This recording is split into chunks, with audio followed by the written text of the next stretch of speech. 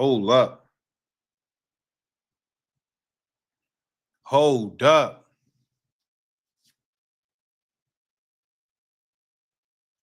I had to get on live.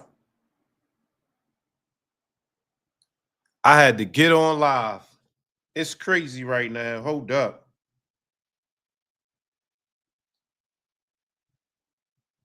Hold up. Let me put this, hold up. Kid Austin doing bad. Hold up. Let me put this on the what's the name, bro. We gotta talk some shit, y'all, because this is looking bad right now. It's looking bad right now. Let me put this on Twitter. I got Shakur Stevenson cousin about to pull up. Shakur Stevenson cousin about to pull up. He's Shakur's strength and conditioning coach, Torae.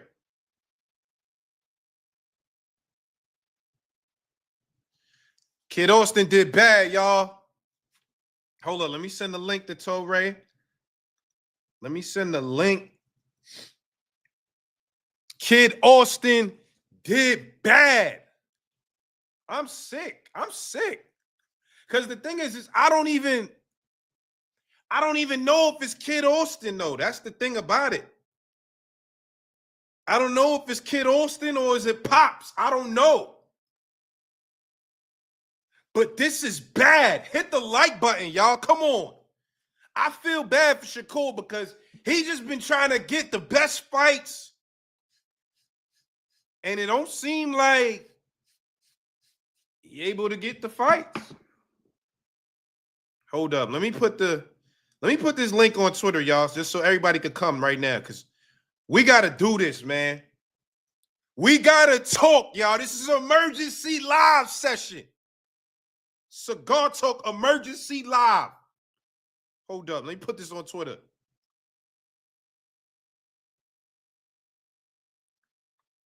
We got to go live. This is crazy. Is Shakur the boogeyman of the division? Y'all know I got my bomb. Come on, man. We got to talk. Hold on. Let me just get this tweet off, y'all. We going to talk. I got Shakur cousin coming up here. He said he got some stuff to talk about. He mad. He not happy about this.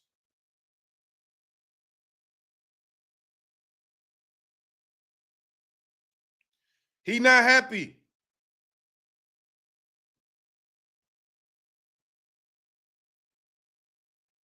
Hold up, y'all. Let me just put this tweet up. My bad. Let me put this tweet up.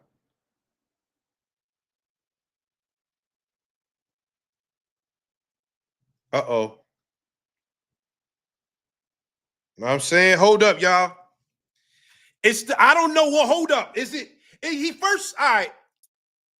All right, hold up. Look, this is what we got to understand. It's time to cook.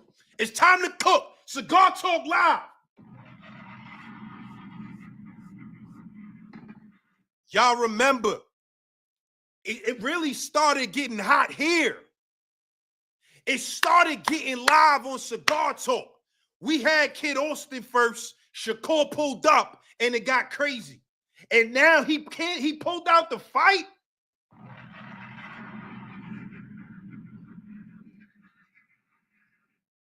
Nah, I don't like it. Nasty work, y'all. Get them likes up. My boy Torae's in the building. Hold up. Get them likes up because we got to get to the bottom of this. It's nasty work out here. I was ready to see the fight. I was hyped. I'm like Shakur versus Kid Austin. Kid Austin is a young, hungry lion that said he's ready for it all. And it's not looking like he's ready for it all. Salute my boy Brooklyn in the building. Talked all of that shit just to fucking back out. I really hope they never, ever, ever, ever get another opportunity like this again. Brooklyn, let these niggas know, Brooklyn. I'm very disappointed. All right, hold on. Let me bring my guy in here, man. Kid Austin is scary, not a lion. Kid Austin, too much, need more time. All right, hold on. Let me get my guy in here because we got to understand. I got to get a real perspective from somebody in the camp, y'all. Y'all know Cigar Talk Live. Get the likes up, man. This is an emergency last-minute live, nigga. I'm doing this for y'all. This is my guy, Shakur Stevenson cousin, but he's not just his cousin. He's one of the best strength and conditioning coaches in the game right now. He training Raymond Ford, training Big Baby Anderson. You know what I'm saying? Hold on, let me get my guy up here. Let me get him up here, y'all. I'm gonna get him up here. We gonna talk, and then y'all know we gotta cook after this because I'm befuddled. I'm befuddled. All right, yo, introduce him to the panel. Let me get my guy Ray Diesel up here. My guy Ray Diesel to the stage. Yo, what up, brother? Ray, what's up, man? Nothing, man. I got woken up last night. I thought I was dreaming. Niggas like, yo, motherfuckers start calling me like, yo, kid pulled out. I'm like, nah, they just ain't show up. But these niggas done got cold feet. Oh my God. Hold up. All right. So what time is it over there right now? You in Saudi Arabia? It's 5:45 in the morning. I felt like motherfuckers started calling me at midnight, like, yo, he pulled out. It was like as soon as we got back from the grand arrivals. So all right, so it's funny though, because I made a joke to Eddie at the grand arrivals, like, man, I hope you got a plan B. Oh no, he said, so you was just joking, you said that? Yeah. Then come and find out he really pulled out. Oh my God. All right, so hold up. Give me the vibe. He didn't show up to the grand arrivals. That was last night, yesterday for y'all. It's still today for us. He didn't show up to the grand arrivals. What was you thinking when he didn't show up? Like, what was your thought process? Shit, from the time he didn't show up to the press conference, I already had in my head, like, bro, I don't think you about to fight him, Core. Like, me and Core was talking about that when we was on the way back home for the press conference, and Core felt the same way. Like, yo, I ain't gonna lie, I don't think he gonna show up either. So we got the word that he was out here. I'm like, oh, I bet at least he out here. And then like I was seeing his father all week walking around with a smile. You feel me? You remember when I hopped on him last night? He's like, I'm gonna be at every event. He's like, word, I'm gonna be at every event. You gotta see me too. So Yeah. I'm expecting to be some energy. So when I see him, he want to smile, try to. I'm like, damn. Now if I really press this nigga, I'm gonna feel like a bully. And I'm like, Right. Saudi Arabia ain't nowhere to really be a bully. So I'm gonna let him live for now. But then Yeah, they just walking around. Hell no, I'm trying to make sure I make it home. Right. So out here, he just all that same energy. He online, we gonna knock him out. Da, da. He doing that for the cameras, but when he see us, they quiet. Like they had us all teams go to something on Monday to do some media work. So everybody in there, him and his father go sit in the corner like mouse, like head down there in the corner. I'm like, yeah, I could tell by their energy they ain't really like that. Like kid ain't really say too much. He just in this bitch. Hold on, when was that? Quiet. When exactly This was that? Monday. This was Monday. This is just like everybody. This is before the grand arrivals. Like they just came. Yeah, before the grand arrivals, they had all the teams go down to the gym for some media. They had like a little sit down. They had all the fighters sit down. That's on the card. Hold on. So tell me this. You said that you and Shakur was talking, and y'all both was kind of saying y'all didn't feel like Kid Austin was gonna actually show up. Why though? Like, what's the reason that y'all was both saying that? Because he ain't come to the press conference. I'm like, damn. For you to miss this, the biggest stage you ever been on, the most money you about to ever make. Once you start doing shit like that, it kind of shows like, oh yeah, they getting scared. Like this ain't really what they want. Hold on, but he really was just using. Because he said though, they said that they had issues with the passports. He said, I ain't believe that shit either. They ain't had no issues with the passport, and they knew they wasn't fighting, bro. This is all clout chasing, right? I think so. You think from the beginning they already made up in their mind like we not gonna do it for real? For sure. I told you when we was in the from the sparring session, he knew that they ain't want no smoke. Like after the fourth round, the Pops, yeah, that's it. Schofield got out. I don't even think he took both gloves off. Pops took one glove off. He went to the bathroom.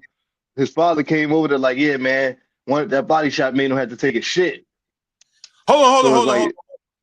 You skipping steps. We gotta get to that. Hold on, you skipping steps. Yeah, I really don't like to speak. I wasn't trying to really go in depth in the sparring before because I'm like, fuck it, we about to fight. They about to find out.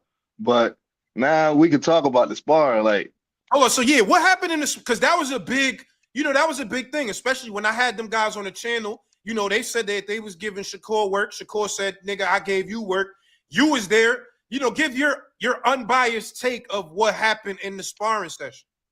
the first round, Schofield came out hot, throwing bombs. So Shakur catching all that shit. making him punch himself out.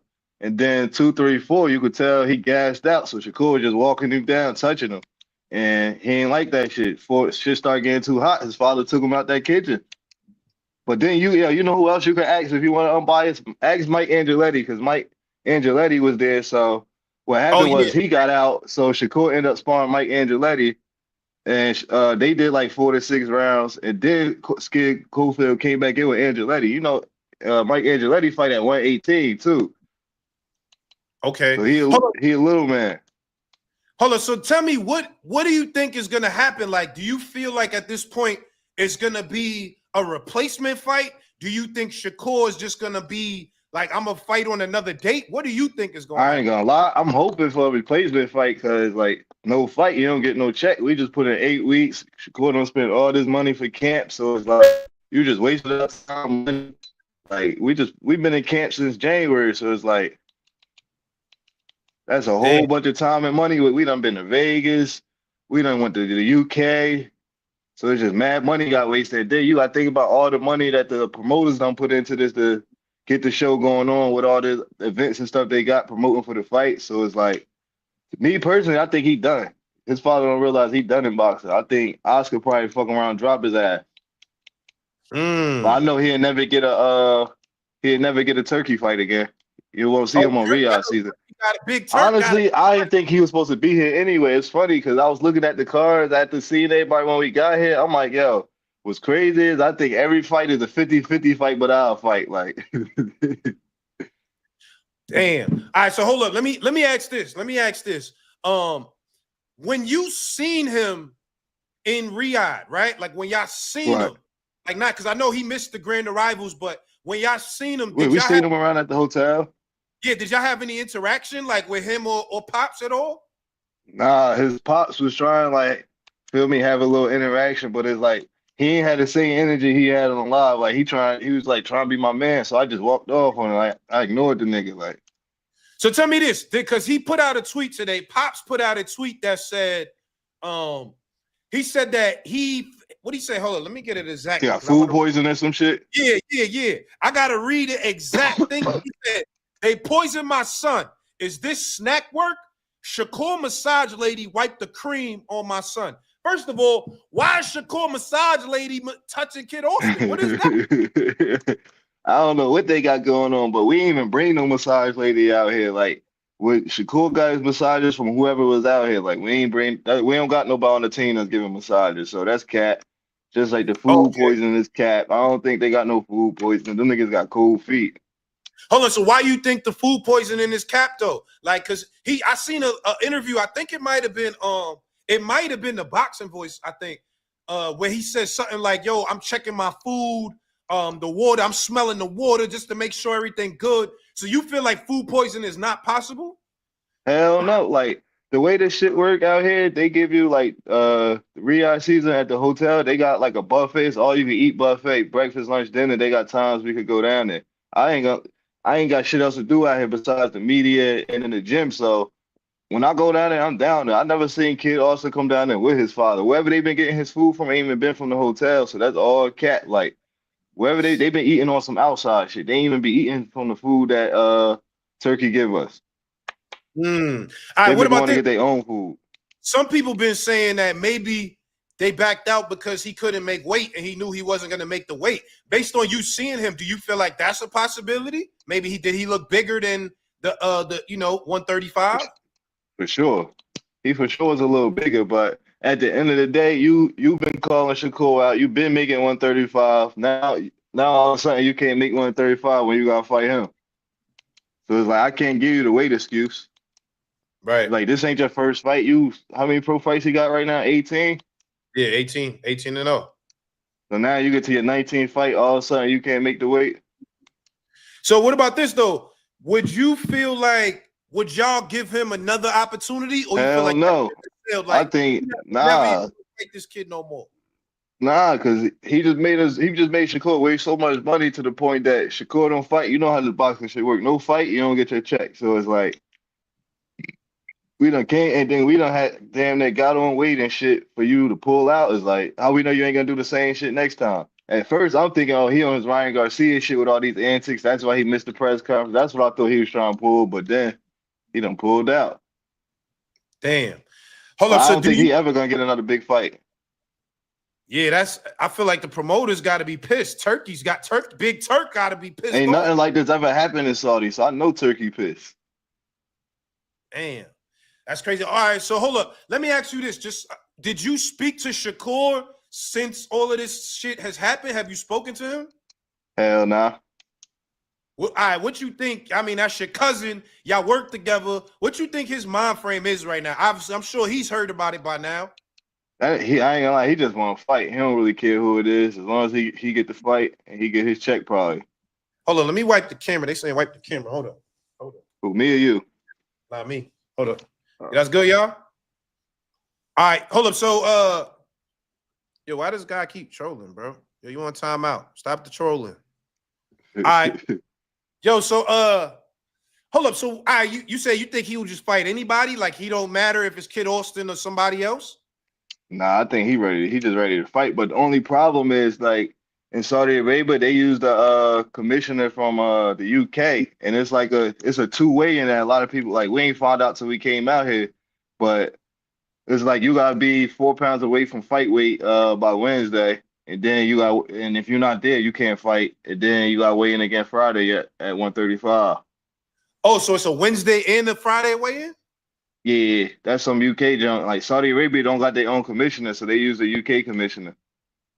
Okay. But What do like you think about I remember I had to do that with Ray Ford, but I forgot all about it, so I ain't even let Shakur know. We found out damn near as soon as we got here right? Hold on. about So the Wednesday weigh-in. But what do you think about the replacement opponents? Because there's two guys that they said was possible replacements. Hold on, let me tell you their names though, because I looked it up earlier. I was trying to look at some film to see about it, but they said it could be Musa Golem or Josh Padley. Do you know any of them guys? see, nah, that's the ass part about it. Now nobody gonna know who he's fighting, so now they're gonna try to say, "Oh, Shakur ain't fighting to nobody." But realistically, Shakur had somebody calling his name, and he answered the phone call. There's a lot of motherfuckers out here calling top guys' names, and they ain't answering these phone calls. So Shakur's about to make a statement for Saturday night, and he kind of fucked that up. And then we all the way to the world, so it's like, who really gonna try to come out here and take that risk when you gotta Yeah, travel probably 19, 20 hours and then fight in 2 days? right. Right. So what y'all if it gets canceled, that fucks up everything because like now nobody's getting no money, nobody's getting paid, like nothing. Y'all rather fight anybody at this point? For sure. For sure. But then again, Okay. it ain't Shakur been a professional. We've been holding up everything on our bargain. So maybe, you feel me, Turkey away trying out. But there's a lot of money being involved, so I just don't see him paying out all this money for no reason. So all right, let me ask you this. How, because you're Shakur's strength and conditioning coach, you working nonstop on his strength, and a part of the strength right now got to be his hand, right? He just had Right. surgery a couple of months ago. How's the hand been? Because we seen a picture. There was a picture that came out of Ring Magazine, and they showed his hands, and everybody went crazy, like, "Oh, this nigga's In hands is fucked up." January. Nah, his hands was good. You gotta realize, like, if you injure something and you sit off of it for a while, when you start using it again, it's gonna be natural swelling. That's called scar tissue building up from not being used. So it's like you just work on getting the scar tissue out. But if he wasn't ready to fight, we wouldn't be here right now. But his Right. hands been good. We've been sparring 3 days a week like a normal camp. So it's like Hold we on, let me kind of wipe just the been letting camera. them talk. Hold on, let me wipe the camera, man. They saying my camera messed up. Yo, is that good, y'all? My bad. I don't know what's going on. Peanut oil on the screen is crazy. Y'all niggas is wilding. I ain't gonna lie. Yeah, chill. All right, chat. Damn, let me get my shit together, chat. Y'all niggas wilding on me. All right. So hold up. So you said, my bad, because I had to get that thing. When Nah, you you said straight. initially the hands was like, because when was that picture? When did y'all take that picture? Because I ain't gonna lie to Ray, I ain't gonna lie, that picture looked crazy. The nigga hand, I was like, yo, what's The good? This Ring nigga magazine was like the second week of January. second week of January. Yeah. And so where would you say his hands are now at this point? Like, a fight potentially is this week. Where is his hands at? For fighting, it's at 100%. Like, but with injuries, it's like you really never know. Like, because he ain't put no 8 ounces on, he ain't punched nobody in the face with 8 ounces yet. But far as sparring and everything been cool. So it's like we never really was worried about it. Honestly, bro, if he wasn't ready to fight, we would have just pushed the fight back. Yeah. But you personally, as the strength and conditioning coach, you wasn't worried at all about the hands? You was like, nah, I feel like it's progressing the right way? Honestly, that's my cousin. Like just like when Jared Ray, any of them fight, I'm always a little. I get nervous every fight day, but nah, I wasn't really worried. Like, dang, with his hands don't work. Like, because at the end of the day, Shakur showed you he could do it with one hand when he fought Santos. Like, I know no matter what happens, Shakur gonna find a way to come out victorious. So I was never really worried about that. Right. I Well, what don't care about if we this? had one hand, two hands. I know he was coming home with that belt. What about this though? They did this other piece of content where they was measuring grip strength. Everybody did you had to squeeze it, and Oh yeah, everybody grip strength, and everybody's shit was like 60, 70, and Shakur's was 30. But he said before he started, he was like, I feel like y'all trying to set me up because I just had surgery. for sure. When I seen that content, Ray, I ain't gonna lie, I was like, oh no, my nigga. Like, tell me It about ain't that. even Like, that. You gotta realize, like, 60, that's at 100%. These people never had hand problems before. So for him to get to 30, at one point he couldn't do that hand grip shit at all. You got me? So now that his shit, it might not, the grip might be all the way where people wanted that, but it's enough for him to where you ain't walking through his punches. I can tell you that. We done wait, what sparred was probably that? with we done did rounds with Sean Porter and Andre Ward. So it's like you think he'd be sparring them if his hands was fucked up? They got 50, 60 pounds on him. When was that film? That the squeeze the shit video? Was that when y'all was in Riyadh? Did that happen? Or was that before? Probably. It might have happened while we was out here. I think Okay. that was probably like Monday. Like Monday? Yeah, probably Monday, Tuesday. But my thing, if you seen that, that mean Kid Schofield don't seen that. They should have been itching. They chop should have been itching. They really think he hurt or he got hand problems. What y'all pulling out the fight for? But they see the energy that Core done pressed them out, so they feel it. So that's why they really pulled out. They like, So that damn, maybe that handshake probably cat. you think they scared and that's why they pulled out? Because I I don't know. know for a fact they Yo, Ray, scared. I don't know if they scared because I'm like, all right, even if you are scared, right? For $1 million or however much you getting, nigga, I'm gonna take the ass whooping, nigga. Who I But don't the know them. problem is, Take that whooping. even they was about to get 900,000, right? You know the streets talk. Kid Austin father owed so many people in his hometown that shit was gone before he got it. Cause one, you gotta pay taxes on that shit. You get 900,000, they probably taking 300. Then all the motherfuckers he owe in his city, they was on his ass. That's what really made him want to take this fight. He owe a lot of motherfuckers in his city money. That's what's really going on. Mm, So he mm. been screaming Shakur name for the payday. So now he got to go back home and he still ain't got that money. So I'm curious to see what happens. So don't be surprised if you hear about his father, getting his ass whooped. Hold up. What did Shakur say to you, like, since y'all got the Riyadh? You know what I'm saying? Like, what's his vibe been like? What's his mentality? What has he said to you since y'all got there? He locked in. He been ready to fight. Like he been handling all his media obligations. He like, bro, I just can't wait to fight night. Like I'm shocked they actually here. He's like, but fuck it, they here, so at least we get to fight. So he really knew though, because I seen the Andre Ward interview, and he said it on Andre Ward. Like, I just feel like they gonna pull out the fight. Nah, yeah, I told you ever since the press con when you ain't show up, that's the biggest stage you ever been on. You get a chance to go to the UK. Like I never left the country. This was only when we went to the UK for the press conference. That was only my second time out the country. So it's like you get your first opportunity to leave the country. You get on this big stage and you blow it. Damn. Yeah, that's bad news. Kid Austin and them did bad. All right, and Torae, is there any I don't say excuse, but any reasoning that he could come up with that you would be like, all right, you know what, I understand that. You know what I'm saying? Like they said, maybe the nigga got the flu. Maybe he got the flu. Nah. The only thing I would have respected if he'd have said, yeah, we gotta make this weight tomorrow, and we knew he wasn't gonna make the weight. But I'd rather you tell the people keep it 100. Like I ain't gonna lie, bro. we were struggling with weight, we couldn't make the weight. Don't get on here and start making all these lies and shit like he was doing. Oh, somebody from Shakur team poisoned me. Somebody from Shakur team took my passport. It's like, bro, Shakur don't fought Oscar Valdez, Jamel Herring, fighters that was already proven. You think we worried about a motherfucker who been fighting tomato cans all his whole career? Mm. All right. Yeah. I mean, hold up. All right, what's up with the passport shit though? Like, is there any truth to that? They said y'all niggas Hell they nah. stole their passports, right? That's what they said. Hell nah. Like we want the money, we want the fight. Like, why the hell we gonna do something to sabotage the money? That shit don't make no sense. Right. That nigga, he don't pose no threat that we like. His father just been clout chasing this whole time. He been screaming Shakur name, trying to get it, building his son name up.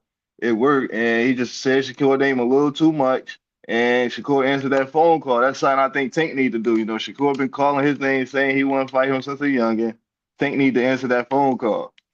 That's the fight we really want. I know you really talk to Shakur. Like I said, that's your cousin. Y'all work together. When y'all talk about We Tank, is it like, you know what I'm saying? Like, is it some shit like y'all niggas feel like y'all could actually get the fight? Nah, I ain't gonna lie to you. I feel like he not never gonna get that fight, but Shakur like, nah, bro, he gonna fight me, bro. Shakur believe Tank gonna fight him, like, Hold on, why you feel like that? cause it's like the way Tank career been going, he been picking choosing who we want to fight, and he ain't really been taking no real risks. Like, I feel like Lamont Roach, the best fighter he about to fight so far, like fighting a Mm, nigga from the trenches. He got some dog in him. He got a little bit of skill, and I don't think Lamont coming in that fight to lose. I think it's gonna be a good fight. okay. So you think that Like, fight's a lot closer? Because a lot of people been saying they feel like that's a wash. Like he just gonna wash yeah. I Roach. don't think he watched Lamont Roach. Like, Lamont Roach coming to fight. Lamont Roach, the first person. A lot of people, oh yeah, he bringing Lamont Roach from 130, but Lamont Roach walking around big. He ain't no real 130. Like, I think he fuck around. He gonna feel way better at 135 than he probably ever felt at 130. But them 5 pounds make a big ass difference. Your niggas said we look like Kid and Play. That's crazy. I ain't gonna Yeah, lie. they ass on head.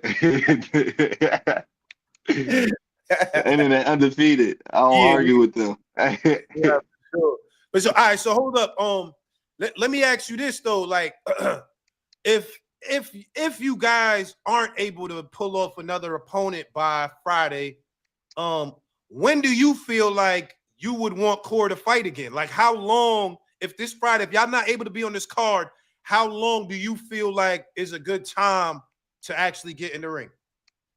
The crazy part is a lot of people don't realize training camps be harder than the fight. So I feel like maybe like sometime this spring, like March, April, because even though we ain't get to fight, the hard work is really in training camp. Like the fight, that's the easy part. So I feel like maybe sometime this spring, like maybe March, April. Can you elaborate on that? Because I just interviewed Terrence Crawford. You know what I'm saying? Cigar Talk, Pyru. Make sure y'all check Where the that goat. out. You know what I'm saying? Terrence Crawford, Cigar Talk. If you ain't seen it, what you waiting on? But I interviewed Terrence Crawford, and he said the same thing. That he said, like, I would never say a fight is easy because the training camp is hard. And you just said the same thing. Could you elaborate on that when you said like the training camp be harder than the actual fight? It's like it's you going 8, 10 through. It's like 8 to 10 weeks. You putting your body through hell. Where you doing doubles, whether it's in the boxing gym, you doing strength and conditioning, whether you running. It's like you doing this constantly. You ain't really taking no rest days to the end of camp where you trying to get your body 100% for fight night. It's like you spend training camp killing the body, getting ready to get in fight shape, and that takes a toll on the body. 8, 10 weeks of just all working hard, all that hard work. Whether it's the strength work, whether it's the sparring, you sparring 3 times a week in camp. So don't. We doing 10, 12 rounds a day. That 3 times, that's 36 rounds a week. That shit, it's a toll on the body. Like, Yeah. Yeah, that makes a lot of sense. so So how, but when would you want him to fight again? Is it like y'all trying to just get right back in? Is it like you got to do another training camp again? Like how would that work if it don't happen see on Friday? the good thing, like, so the closer the fight date is, like, say if he get a fight date for, let's say the end of March or early April. I'd say he take a couple weeks off, and then we can start camp. But we won't have to do an 8 to 10 week camp if we fresh out of camp. Like, so it all depends on the date they give him. Say they give him a date in like June, then it's like, oh, all right, we could take 2 months off and just focus back on rehabbing the hand and make sure that's all the way 100%, and then get back into training camp. So it just depends on like what time date they try and give him. Because I be feeling Like we like just play it by the date. overtraining would be a thing, maybe. You know what I'm saying? In terms of Nah, for overtraining, sure. especially with the It's hand that definitely it's definitely like Shakur. We all know his hands. He been having hand problems, so I feel like he need to start putting more rest on his hands. That's the problem with Shakur. He a gym rat, so it's like after all his fights, he never really take off. He right back in the gym that Monday. Like, so now I feel like he getting older. He not a kid no more. So it's like now he 27, 28 to the point where your body a lot older, so that wear and tear is a little different as opposed to when you 18, 19. right, right. It So, take you longer to recover now, the older you get. do you think today you'll be able to hear something as far as the replacement bout is concerned? Yeah, no, I think Eddie and Turkey, they're gonna work on it. They're gonna try to get him a replacement. I just don't know how it's gonna work because Wednesday they do that first weigh-in. So it's like, how they gonna get where they gonna get somebody from? They're gonna have to get somebody from over here that nobody probably know about. He gonna have to make the weight. And so I guess I Yeah, don't know. That's above my pay raise. I don't know how they about to do it. I ain't gonna lie, nigga. For 900,000, I'll make 135 by Saturday. I'll go fight Shakur on Saturday. 900. You feel me? It's Brooklyn boy. crazy because they were saying that's like life changing money. I don't think 900,000 life changing money. Like That's what I would think. Brooklyn boy, I swear to God, let me find out he ducked out for a you know who fight. That'll be the second time to Shakur. Who's you know who, Brooklyn? Who? Frank Martin, he talking about he ducked Shakur for a Tank fight. Oh, okay. Because But it can't Tank be a tank the fighting bigger Lamar bro Roach. It can't be that. for sure. So it couldn't have been that because you could have fought him and still for a Tank. You think it was the cut on his face? That cut What been that? there. He talking about the little mark underneath his eye. This coach was rude to me when I came to their gym.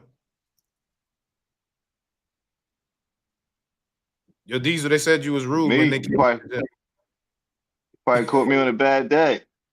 I'm in the gym gym. 10, 12 hours a day. Yeah, yeah.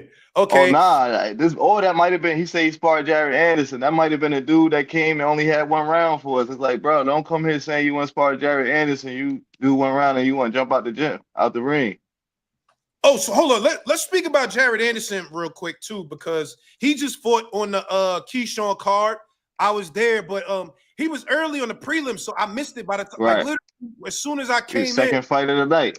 yeah, he was walking off when I came in, so I missed the fight. And I asked him, I said, yo, how was the fight? And he said, I think he said I fought like shit, but I got the W. And I was like, all right, well, Right. shit, got the W. But can you tell me about that fight of Jared Anderson and like, you know, where he's at? Yeah, nah, he told me he felt like shit, but honestly, he had a layoff. He ain't fight since August, and like he just had a baby, so he dealing with being a new father. You got to deal with your baby mother. So I feel like Jared is dealing with a lot of stuff outside the ring that a lot of people don't realize. His mom, he take care of his family. So I don't really want to put all his business out there, but Jared, he been going on with stuff outside the ring, and for him to be able to still come in, fight and handle business like that, I take my hat off to him. Even like him taking the Martin Bakoli fight, nobody wanted to take that fight. He ain't bitch up. He went out on his shield. Like, so you feel me? Jared, he got the heart of a lion. Like, only thing with Jared, he just got to make sure he locked in at all times. But I feel like, when you young, you got so much coming at you fast. He learning on the fly. That's all it really is to it. But I feel like, and then that's another thing people don't realize. He used to be main. He was just main event for the last 2 years, and now you putting me second fight of the night. You ain't gonna get the same. It's like, yeah, I feel like this is gonna play a part. Like, damn, now I'm fighting early as hell. He ain't fight that early since the beginning of his career, probably. Like, so that All the right, timing and all that shit, that it all play a part. hold But up, hold up, real quick before we continue. As COE said, we got 1.2K people and 200 likes. Y'all niggas better hit the like button. Come on, man. for sure, make sure y'all go subscribe. Just for y'all not to hit the like button, man.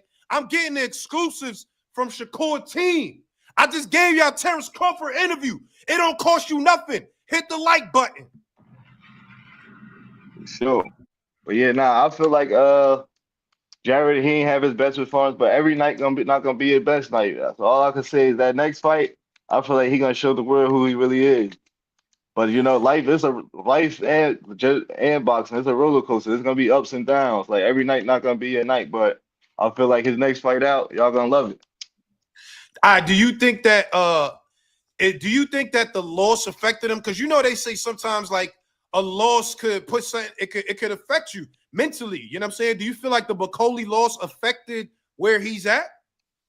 Nah, not at all. Like even after the fight, like the conversation I had with Jared, like about the fight, he like, yo, I ain't gonna lie, I should have just boxed the nigga. I don't like once I got dropped, like all that boxing should have went out the window. I just wanted to get it banging, like, and that was just the wrong person who just wanted to get it banging with. That's all it really is to it. Like Martin Piccoli, he was strong. He had 50 pounds on Jared. He got 10 years on him, so that's grown man strength. Jared only 24. He ain't even get his grown man strength yet. That shit don't kick into you. Yeah, you ain't in your prime until you like between 26 and 32. That's your prime. So it's like, Oh, he 24? yeah, Jared Young, he's still a baby for real. Damn. I But thought he was a little older than that. Okay. you see them top names in boxing ain't getting in the ring with Martin Bakoli. You don't see Daniel Dubois. They not jumping right in there with him. I Not like only that, Jared was supposed to fight Deontay Wilder. Zayn knocked Deontay Wilder out.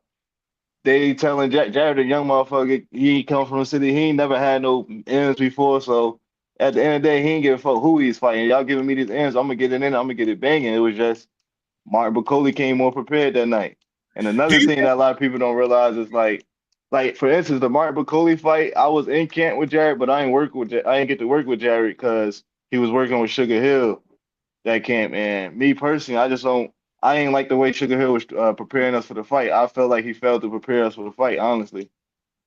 Like Mm. he was trying to change too much on what we do in camp with Jared, and I felt like that played a big part on Jared's performance.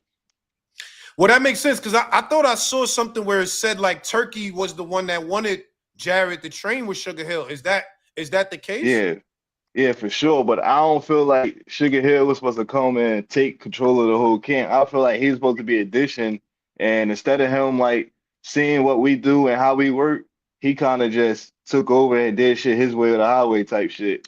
And it's like me being a young coach is like I ain't really get a chance to myself yet. So I feel like I ain't really had no say so going into that. And it's like I ain't want to fuck up nothing Jared had going on. So it was like I ain't want to really overstep my play. I just had to roll the punches, take it on the chin. But Yeah. me personally, bro, I feel like I'm one of the best coaches in the game. I just ain't get the right opportunities to prove myself yet. Well, another one of your guys that you've been proving it with is Raymond Ford. You know what I'm saying? Can you talk to me about what Raymond Ford has coming next? Yeah, we gonna be on Boots undercard. We fighting April 12th in Atlantic City. We still working on an opponent. We was trying to get the Eddie Vasquez fight, but I Oh, heard the rematch. yeah, because everybody kept trying to say Eddie Vasquez won, so we were trying to get that rematch and show that Ray on a whole different level, but it ain't looking like we're gonna get that rematch, so we working on trying to find another opponent now. It looked What you like think? Eddie Vasquez got a bigger payday. I What you heard he think about to about be able to fight for a belt. what you think about Ray Ray Ford versus Oshaki Foster? I think Oshaki he is a solid fighter, but I think Ray too much for him. Like That's a good fight. That's the one I want to see. Shock versus Ray Ford. Niggas want to see for that. sure, but I feel like Oshanique got heart problems, and I feel like we're gonna expose that we get that fight. Oh, But well, that's also a fight. what you mean heart problems? I feel like if you make him really fight, he ain't really gonna fight. Like if you pay attention to like the Robinson fight, I feel like me personally, that's what I seen watching him and Contiago fight. Like I'm like I could tell you could take his heart in there. Like it's just something like I got an eye for certain stuff like that. That's just like when we fought Komatov. When we came out trying to box in the first 3 rounds, when I watching film, I already had in my head if the boxing don't work, I know if you step to him, he gonna start bitching up. And the second half of that fight, Ray started stepping to Komatov, and you seen how the momentum shifted. Yeah, for sure. Hey, listen, that Odebeck fight, oh my God. I still can't believe that happened. I still cannot believe that happened. Oh It's my crazy God. because the whole fight, Ray was saying, "I'm gonna stop him. I'm gonna stop him." So when that 12th round came, I think somebody took a picture too. You see me standing up there. I'm like, yo, this is the last round. You said you're gonna stop him. Like, go get his ass. And he got him out there at the right probably like time. 15, 20 seconds left, bro. I know. And then I'm happy they didn't give us the drop when he dropped when he pushed him, but it looked like a drop. I'm happy they didn't count that as a drop because that would have wasted time and he would never got the chance to stop him. They said we was down on the cards. The knockout would I mean the drop would have never even helped us. Right. Okay. So what happens like if y'all run into Kid Austin in the hallway, y'all all at the same hotel, you know what I'm saying? Like, do y'all confront him? Do y'all say something? Do y'all just ignore it? I ain't gonna lie. At first I wanted to come out here and be on bullshit, but when I got out here and I seen the vibes, and then I realized like, damn, this ain't my last time in Riyadh season. As a professional, I still gotta be. You feel me? So I don't really want to fuck up what I got going on out here. But if I catch him in America, it's up. If I run into his pops in America, it's up because y'all done wasted our time. Like, and that's one thing you can't get back. You can't get time back. Like, yeah, for you sure. can get the money back, but you can't get time back. Like, so when is the next time you see Shakur? Like, you gonna see him today? yeah, when we wake up. I think we gotta do the weigh-ins at like 10 in the morning or something like that. It's about to be 6:30. What you gonna say to the nigga? Like, damn, I knew it. Like, what's the I'm like, yo, I told you so. I damn? told you he was gonna pull out. Right. Okay. Well, listen, man. I definitely am looking forward to seeing what happens. You know, me personally, like I said, I feel bad for Shakur, man, because I just feel like, you know, he been wanting to get a fight to try to prove himself, and you know, he been getting some bad breaks, you know, between Zepeda, you know what I'm saying, Frank Sure, Martin. like that's another person. Zepeda don't really want to fight him. You clean your hand was hurt, then you end up fighting Tevin Farmer, and then you kind of fucked the money up because Tevin Farmer then there almost beat your ass. So now you got to run that back with him because they try to clear the air. But so now I feel like me personally, I don't even want the Zepeda fight after that. I'd rather Shakur get the Loma Tank fight, honestly. Yeah, that's what I'm about to say. Who, if you had who you could get next past this fight, who do you want next? Loma Tank. You think y'all ready for the Tank fight right now? Like next, we was ready ready? for the Tank fight yesterday. We could have been fighting Tank this Saturday. Like Shakur been ready for the Tank fight. So you said Shakur told you he believes like Tank is gonna fight him? Yeah, he said he think Tank gonna fight him, and I could see Tank making Shakur his last fight. So Before no he matter how it go, no matter how it go, he could say he fought him.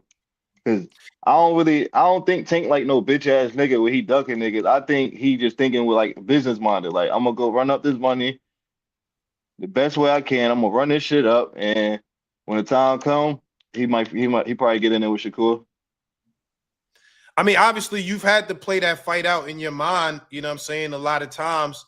How do you see it going? Of course, you're going to say your guy, but I'm just saying, how For do you sure. I feel like Shakur gonna outbox him, but I don't feel like Tank gonna come in and try and knock Shakur out either. I feel like it's gonna be a chess match. Like Tank that same walk him down. Look, y'all ain't gonna see that from Tank. I just think y'all gonna get a whole nother dimension of Tank. Y'all gonna after that fight, y'all gonna like, nah, Tank can really box. Like Shakur is just too much for him. Like Shakur IQ is just above his. But I feel like Tank got great IQ. Was you in any What of those happened? sparring? Hell nah, that was before I really even got into boxing. When they sparred, I was still playing football. Okay. Salute. TJ says Josh Padley is one spot higher than Kid in the WBC. Yeah, they talking about the Josh Padley kid. You should probably check him out. I'm hearing that might be the next opponent. Yeah, it might be. I don't know where he's from, but I'm gonna go look him up. Well, how does that change anything right now for y'all? Like just in terms of like, you know, y'all created a game plan, I'm sure. Y'all already been studying Kid Austin and his style. Josh Padley's nothing like that. How much does that change, you know what I'm saying? Everything that's going on. See, Shakur a lot to deal with. It don't really change nothing for us. You gotta get in there and try to crack that. You gotta try to crack his puzzle. Nobody really solved that puzzle with Shakur yet. Like everybody, Shakur got in there where he done dominated, and he ain't really had no close fight. So I don't look at it like, damn, we gotta solve this problem. I look at it like, how you gonna solve this problem? Of course, I'm gonna do my research. I'm gonna go watch him, see what he do good, see what he do bad. But at the end of the day, I feel like Shakur on a whole nother level. It don't matter who you put in there with him. BMP says Kurt Scobie said he's ready right now. Didn't Kurt Scobie lose his last fight? I remember he lost. Anybody gonna say they ready? It's a lot of motherfuckers that know they can't beat them gonna say they ready because they need the money. Yeah, nigga, I'm one of them. Nigga, I'm ready. Shit. If I could make 35, I'd jump in that bitch tomorrow. All right, what you think about a De Los Santos rematch though? A lot of people been saying, a lot of people saying we didn't like that first fight. We need a rematch. Shit, I wouldn't mind that fight, but I want to see him fight another big name too. Like why Tank ain't trying to fight him? Why Frank Martin ain't trying to fight him? Why they ain't put him in there with Zepeda? Like I feel like we fought Santos and it was closer than people expected because Shakur fought him with one hand. But if you pay attention, Santos wasn't trying to walk Shakur down, none of that. As a fighter, your IQ supposed to be smart enough to know, yo, he ain't only using one hand. He only using his jab hand. Why he ain't throwing that backhand? I would have been a little more aggressive, but I want to say like third, fourth round, Santos and Shakur traded hooks, and from that point on, Santos wasn't trying to just walk in. They traded right hooks with each other, and it was like Santos felt Shakur pop and was like, "Oh nah, this ain't nobody you just walk to. You got boxing." But I think Santos a hell of a fighter. I like his style, and I feel like he'll give a lot of guys at the top in the top 5 problems. Okay. Noble Life says, I don't understand why everyone banks on Shakur outboxing Tank when Tank is arguably more skilled and has the power and speed. It's a great fight, though. Nah, for sure gonna be a great fight. And there's only one way to tell, man. Tell Tank's in the contract. Yeah. Okay. Last question on Shakur's hands. Is it 100? Are the hands 100%? Because them pictures, them shits look like said this nigga been punching bricks or something. Honestly, the way I feel about injuries, bro, everybody, like, that's not my hand. I can't tell you how he feel or none of that. I can tell you what I seen him doing. I seen him get through a training camp, like, it wasn't bothering him, though. He was still getting his maintenance and stuff done on his hands, but if he coming in this bitch sparring, like you seen with the Joe Cadena fight, when he couldn't take it no more, he pulled out. He like, nah, it's over. I gotta go to the doctor. Like, he hurt in his sparring. He went to the doctor. He went. They fixed what they had to fix, and now he ready to go. That's all I can really speak on. Like, it's not my hand. I can't really tell you how the pain is and none of that, or if it is any pain. Like, I can just tell you he been sparring like nothing wrong with it. Yeah. Yeah. Even all right. Tell me just lastly, can you tell me about the sparring session with Andre Ward? Andre Ward, it was like a chess match, you know. Andre Ward, he not no lightweight, so he not in there throwing haymakers at him. So it was more of a thinking game. Like, it was good work. It was pay-per-view rounds, man. Y'all got paid to see that. All right, who got the best of who though? Keep it a stack. That's Andre Ward. I can't answer that, man. I can't answer that. They ain't make me sign. I felt like I had to sign the NDA. I can't speak on it. Like, that's the type of sparring you don't speak on, man. Just know it was good work. Shakur learned, Andre Ward learned. It was good work, man. All right, we'll speak on this one. Sean Porter versus Shakur Stevenson. That was good. I don't really want to speak. They the OGs in the sport. They coming back giving Shakur rounds and stuff. I ain't trying to. You feel me? I don't really want to speak on that. Just know it was good work. And if they want to tell you something about that, that's something y'all need to ask them. I don't feel like it's my place to speak on that. And they legends, bro. They coming back, and I got good relationships with both of them. They give me free games, so it's like that's something they got to speak on. That's between the fighters. It ain't like they coming out speaking. They not coming out speaking negative and none of that. It's different. Like, they come out talking shit, then I'll tell you the truth. But all I can tell you is good work. All right, what you think about this? Last question. What you think about this? You know the fight that niggas want to see Shakur in that's not Tank, though. You know who? Who, Key? Keyshawn Davis. Stevenson. You gotta realize, like, the Davis family, Kelvin, Keyshawn, Keon, that's like my little brother. Like, Keon like my little brother, Keyshawn like my little brother. Me and Kelvin the same age. Like, when I moved to the DMV, I was picking Keon up every day, taking him to the gym. This before I even became a trainer. I was the one training. I was training, trying to get back on the football field. He in the boxing gym. We used to go home, play the game. And I done took Keon to 2 tournaments before he turned pro. Like, we won 2 national tournaments, and we won the Olympic trials together. So it's like how we, like, I done spent nights over at Keyshawn crib. Keon done spent nights at our house. Like, Shakur mother cool, Keyshawn mother cool. So it's like the money ain't worth like we built off loyalty. The money ain't worth fucking that friendships up. Relationships go a long way. So I feel like I can't even see them two line up. Like I don't watch them do endless rounds of sparring to the point that it's like I don't even want to see y'all fight, bro. There's so many other fighters out here. Why we gotta fight each other? All It's right, just but like more of a family thing. Our families is put together. what if Turkey come and say, yo, listen, I got 100 million, 50 apiece. What we doing? That ain't enough. We need 150 apiece. And, and then it's gonna be like we're gonna make it a good sparring session for y'all. How about Yeah, they give a 50 million apiece and they spar? We put the head gear 16 ounces on. damn. Y'all ain't trying to give him 50 million for that, huh? We can't get Nah, 50 million for a sparring session. niggas want to see some ass whoopers for that. Niggas want to see some. You know what I'm saying? I hope that Noble Life says, I hope Core accepts the PBC contract and don't try to involve Turkey. We already know Tank not fighting over there. Want to see this fight more than any other. And nah, I just watched a Tank interview. I don't put it down that he won't fight over it. Al Heyman, I heard Al Heyman's sick, and just like with Top Rank, they ESPN deal up. I don't really know how Al done with Amazon, but don't be surprised if you see Tank overhead. Okay.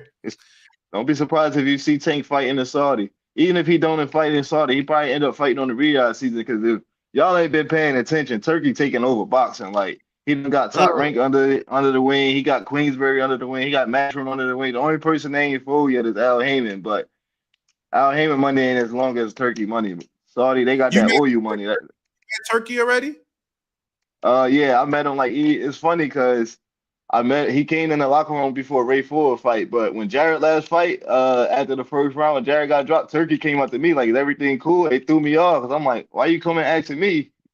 You boy Sugar Hill here. Why you talking to me?" Right, But he right. came up to me twice during that fight to talk to me. Like I'm like, so yeah, I met him. I ain't really had like no real interactions with him. I just kind of I seen him. He asked me a couple questions, but it wasn't like I sat down and met him personally and none of that. Right. Okay.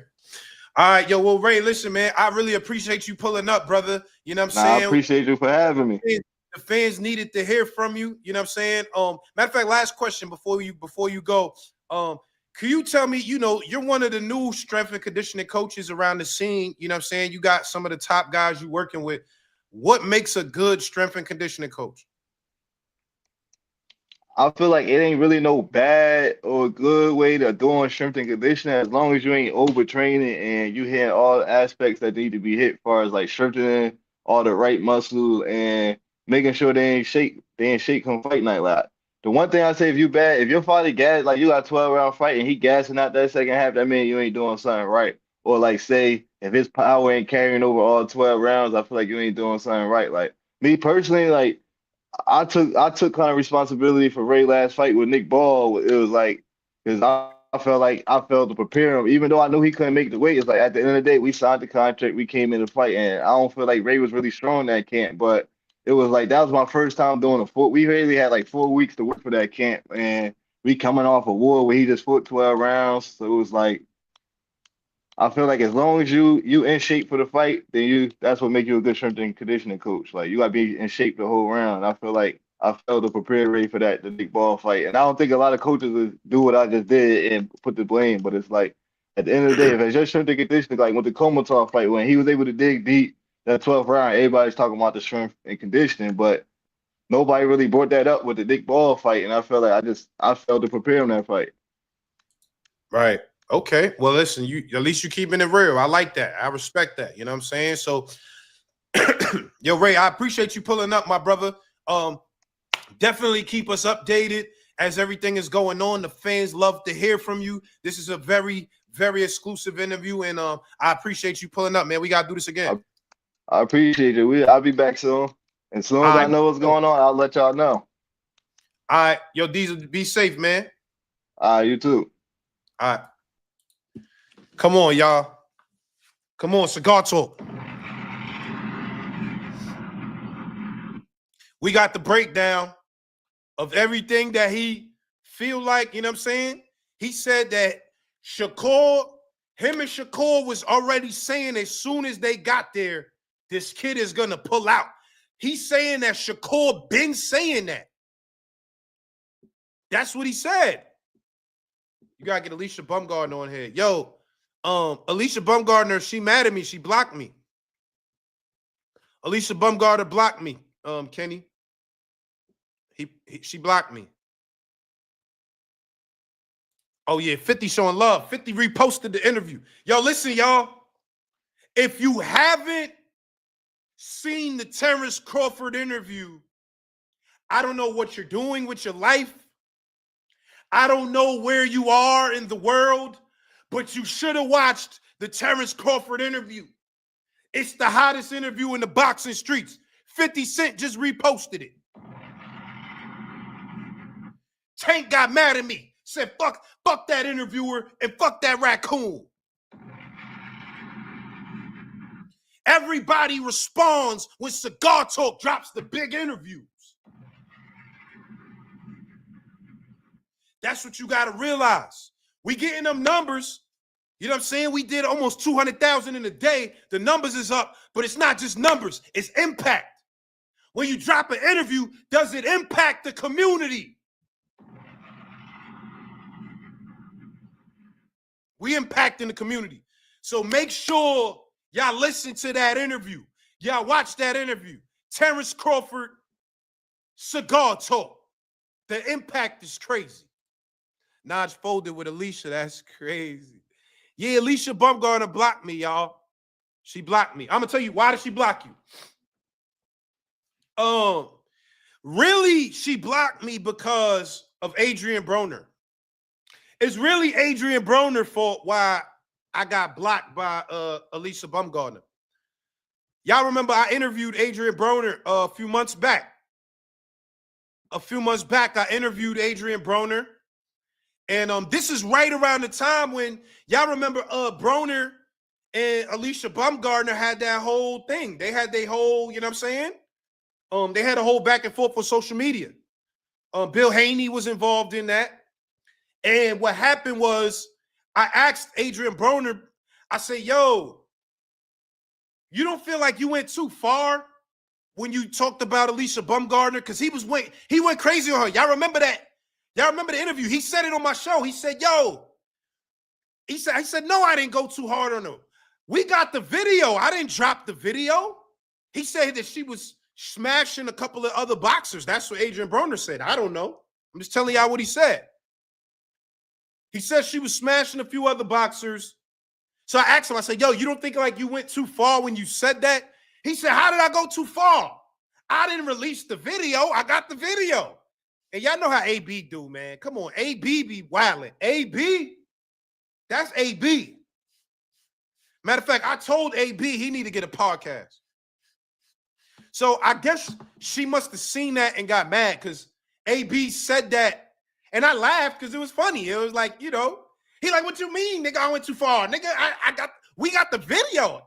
Unless I put out the video, that's not going too far. And I laughed and yeah, I guess she didn't like that. I don't know.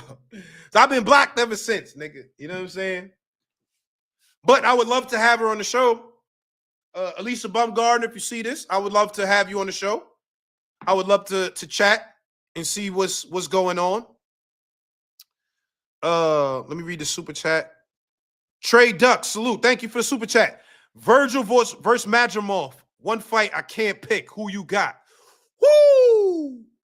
First of all, let's break down this card, y'all.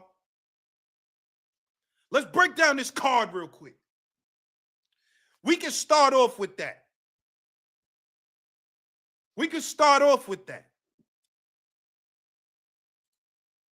She definitely got freaky energy. Y'all crazy. When you getting Tank back? Not likely. Could date her. Nah, I'm good. All right. You look like Papoose. I ain't gonna lie, that's crazy. I look like Papoose is nasty work. That's crazy work. All right. Virgil Ortiz versus Madrimov. How do I see the fight going? I'm basing this off of what I saw from Virgil versus my guy, Serhii Boachuk. Boachuk put that pressure on Virgil, and he was countering him in spots. That was the toughest fight that Virgil Ortiz has had. That was the toughest fight that Virgil Ortiz has had. A live body. And what did I see? I saw that he doesn't have a great gauge of distance. He likes to rush in without his hands up, and he's susceptible to counters. And when I look at a guy like Madrimov fights with the Eastern European style. You know what I'm saying? Long range, herky-jerky, a lot of feints, a lot of foot movement. I think he's going to throw off Virgil Ortiz's timing. I don't think Virgil Ortiz is going to be able to just walk in there and try to abuse him like he does everybody else. I don't think so.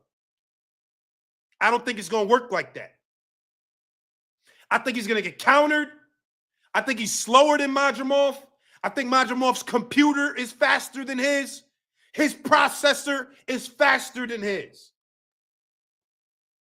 He might get stopped. I'm going to say it right now. You heard it first with Cigar Talk. Madrimov might stop him.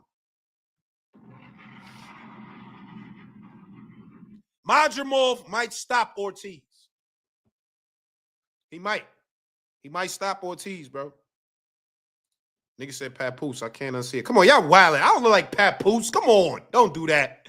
Y'all wildin' today, chat. I love Bumgarner. She the bomb.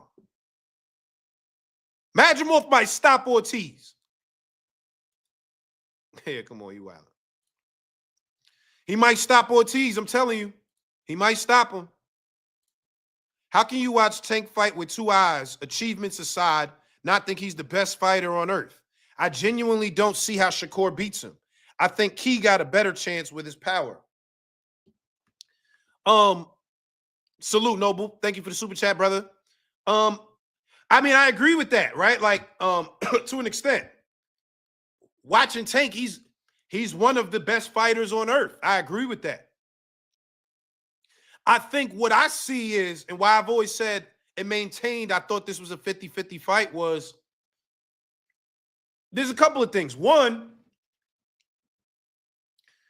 Tank historically is a slow starter. He's a guy that processes information, downloads data, and looks to force you into mistakes where he can land that big bomb. And he's done it plenty of times, multiple times over. And when I say the slow start, it's like, I think he's, like we say, downloading data.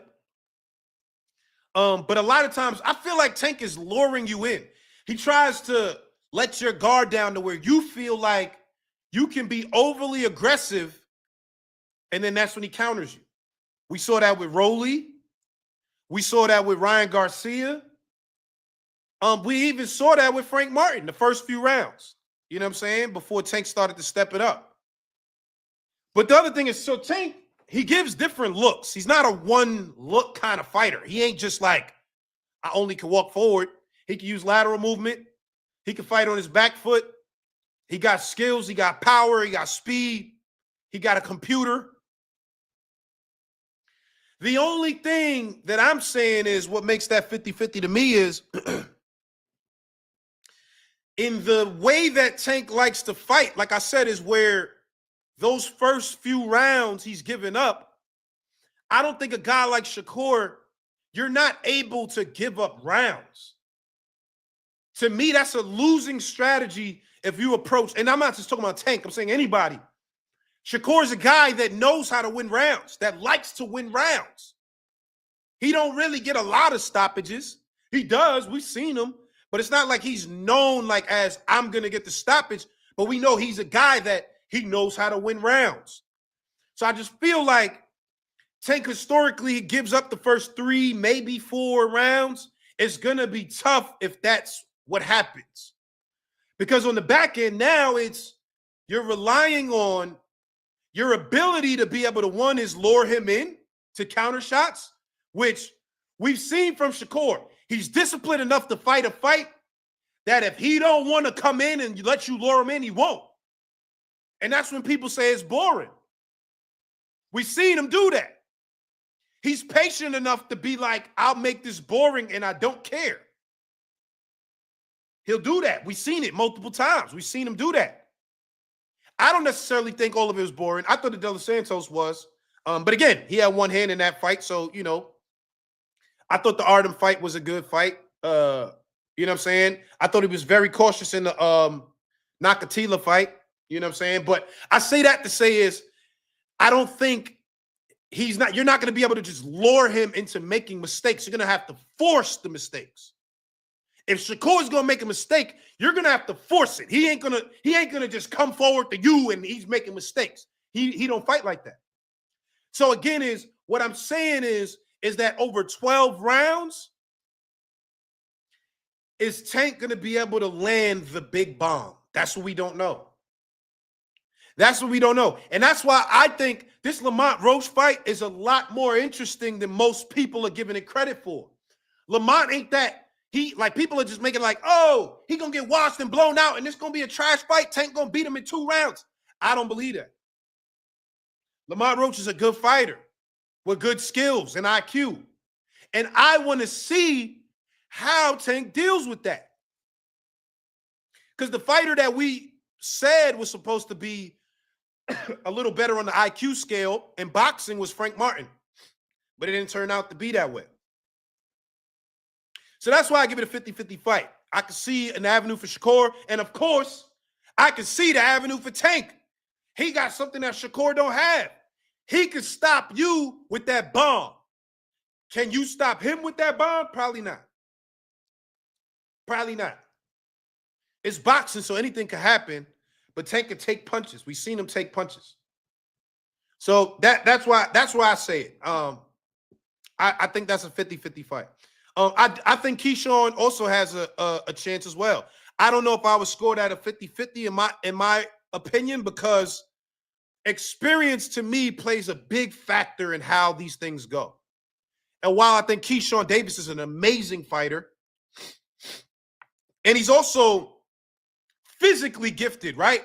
He's taller than those guys. He's taller than Shakur, and he's taller than Tank. He got a long reach, and he knows how to use it. I think that would play into a fight if they ever fought Keyshawn and Tank. I think the reach and the jab would play a part. But again, I rate experience. Experience is high on my caliber, is high on my scale when I'm looking engaging fights. So for me, I would have to say that Tank is the favorite in that fight. And we just got to see when the kitchen gets turned on and it gets hot, what Keyshawn going to do. And I told that if you watch the 24 hours with Keyshawn that I did, I told him that. He told me, well, nigga, I can make the kitchen hot too. What he going to do? And that's a fair point. So, like I said, I think those are good fights. And I would love to see him. D. Luckett, salute for the super chat. Majimov in 10. Okay. I can agree. You said it. He can win different ways. Core only has one way. Yep.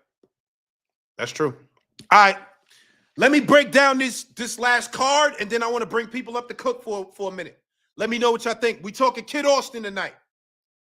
I look like Rondo. Come on. Ma, you wildin'. We talking Kid Austin tonight. He pulled out the Shakur Stevenson fight. And I want to know what you think about that. And then this fight this weekend. Number one, Dimitri Bivol is coming for that lick back.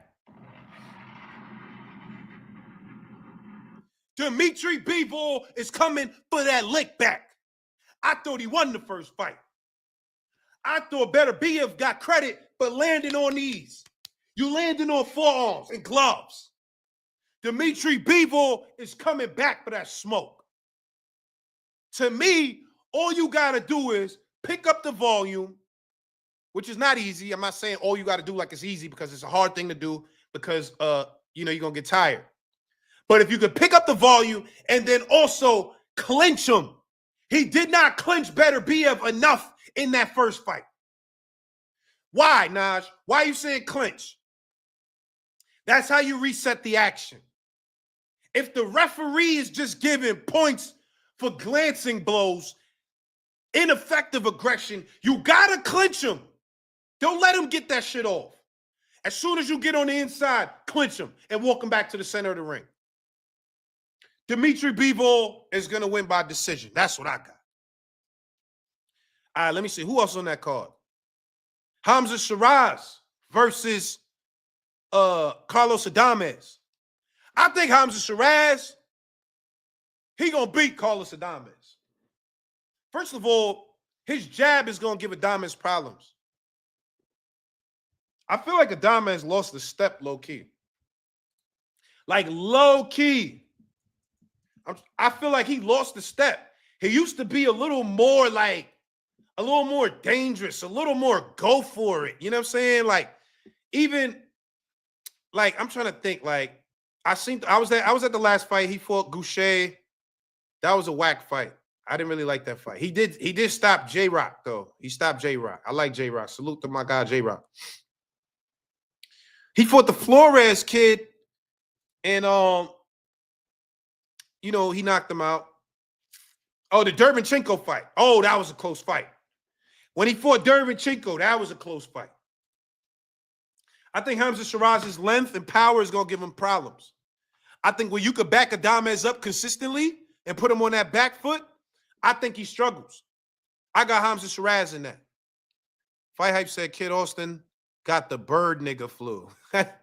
Yeah, something. He got something. He got something, nigga. Salute, bro, from New York. Salute to New York, bro. Best podcast easily. Facts. Bud interview was top notch. But yo, Core must truly be the boogeyman of 35. Sheesh. Salute. He at it again. You right. You right. You right, man. Salute, bro. Salute, bro. Thank you for the super chat, Khalif. Thank you, man. All right, yo, let me drop this. Dubois versus Parker. I think Dubois gonna stop him. But that's not an easy fight, though, because Parker got good footwork. He got a lot of confidence coming off of some big wins. He's got a good jab. I like that fight. I think Parker got a good shot. He got a good shot to upset Dubois. But Dubois just got that power, and he also got a good jab. That's a good fight. Parker got the better feet, though. So that's what's Parker got the better feet, and I just want to see, can his feet offset everything Dubois wants to do? He got the D-Lucas said he got the duck flu. Dubois in his prime. You right. He got the grip strip. Yeah, you see, when Dubois did the grip joint, oh my God. Yeah, I don't know. That's a tough fight to call. I think I'm leaning towards Dubois, but Joseph Parker got a shot for sure. What was the other fight we got over there? I think Joshua Buatsi is gonna win against what's he fighting? Callum Smith? Which Smith is he fighting?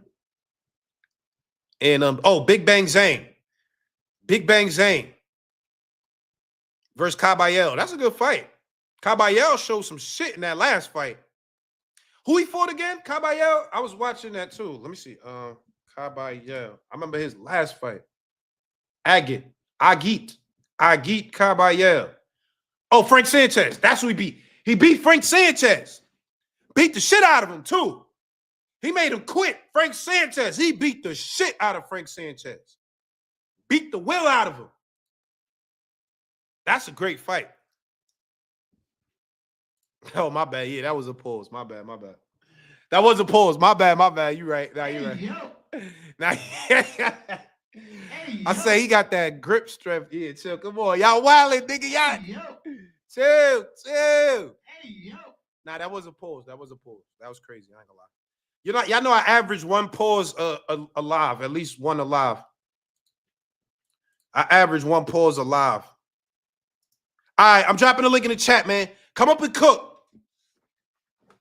Before I get off here, man, let's come up and cook, man.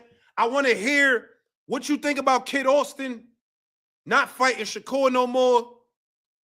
And let's talk about this shit. Let's talk about this shit this weekend. Link is in the chat. Link is now in the chat. Yeah, I average one pause a episode. I ain't gonna lie. Hold on. Let me get some juice real quick though.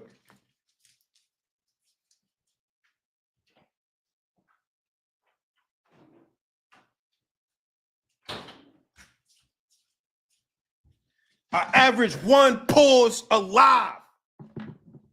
I ain't gonna lie, my lives. I be wilding sometimes, bro. But you know what I'm saying? Let's do this. Y'all know how we do. Cameras on, y'all. Cameras on. Cameras on. I gotta see who I'm talking to. Nah, straight orange juice. Straight orange juice. Straight orange juice.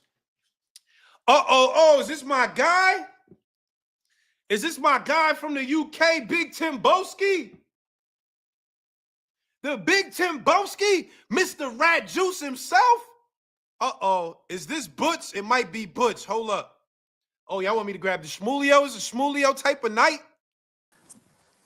Is this Butch? Yeah.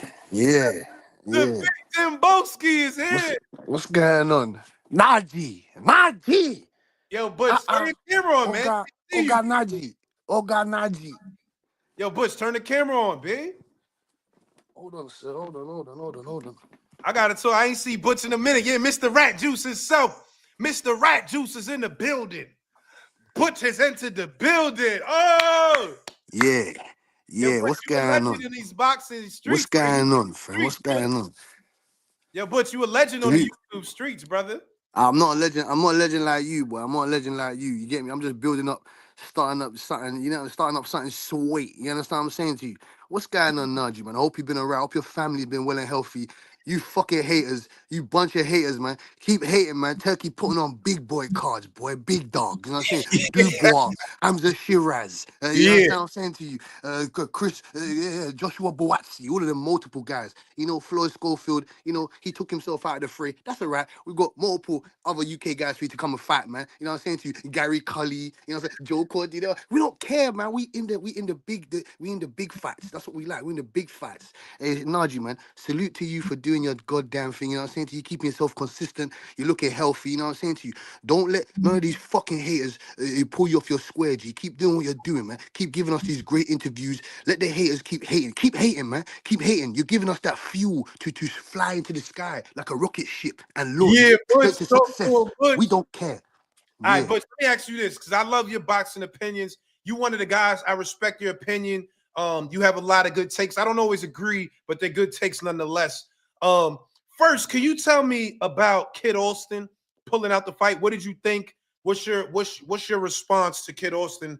I don't want to say pulled out. I think what I read is the commission pulled him out for saying that he's ill. But what do you think about that? Thank you, Naji. I was just about to correct you with that one.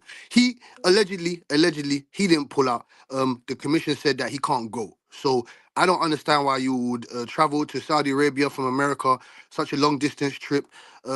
He's been training for this.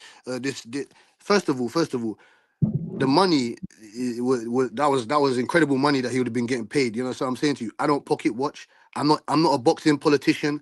I'm not a fanager. I don't care. We don't get a part of any of the money or percentages or anything of that level, but allegedly the money was very good. Secondly, I'm going to talk about the pros and the cons in that. Secondly, he was in training for a very long time. He's been looking forward to this fight. He's been talking his big shit, so has his dad. You know what I'm saying to you? And then with the cons, there are kind of some dodgy there's some dodgy sequences that have been in the fray with the cars getting slashed, his son getting held at gunpoint, allegedly, some secret special rubbing cream or whatever's going on. It's all fucked up. It's all fucked up. We don't have a clue of what's going on. We need to wait for him to come back to America and find out what he's going to say. You know what I'm saying to you? Because I was looking forward to that fight.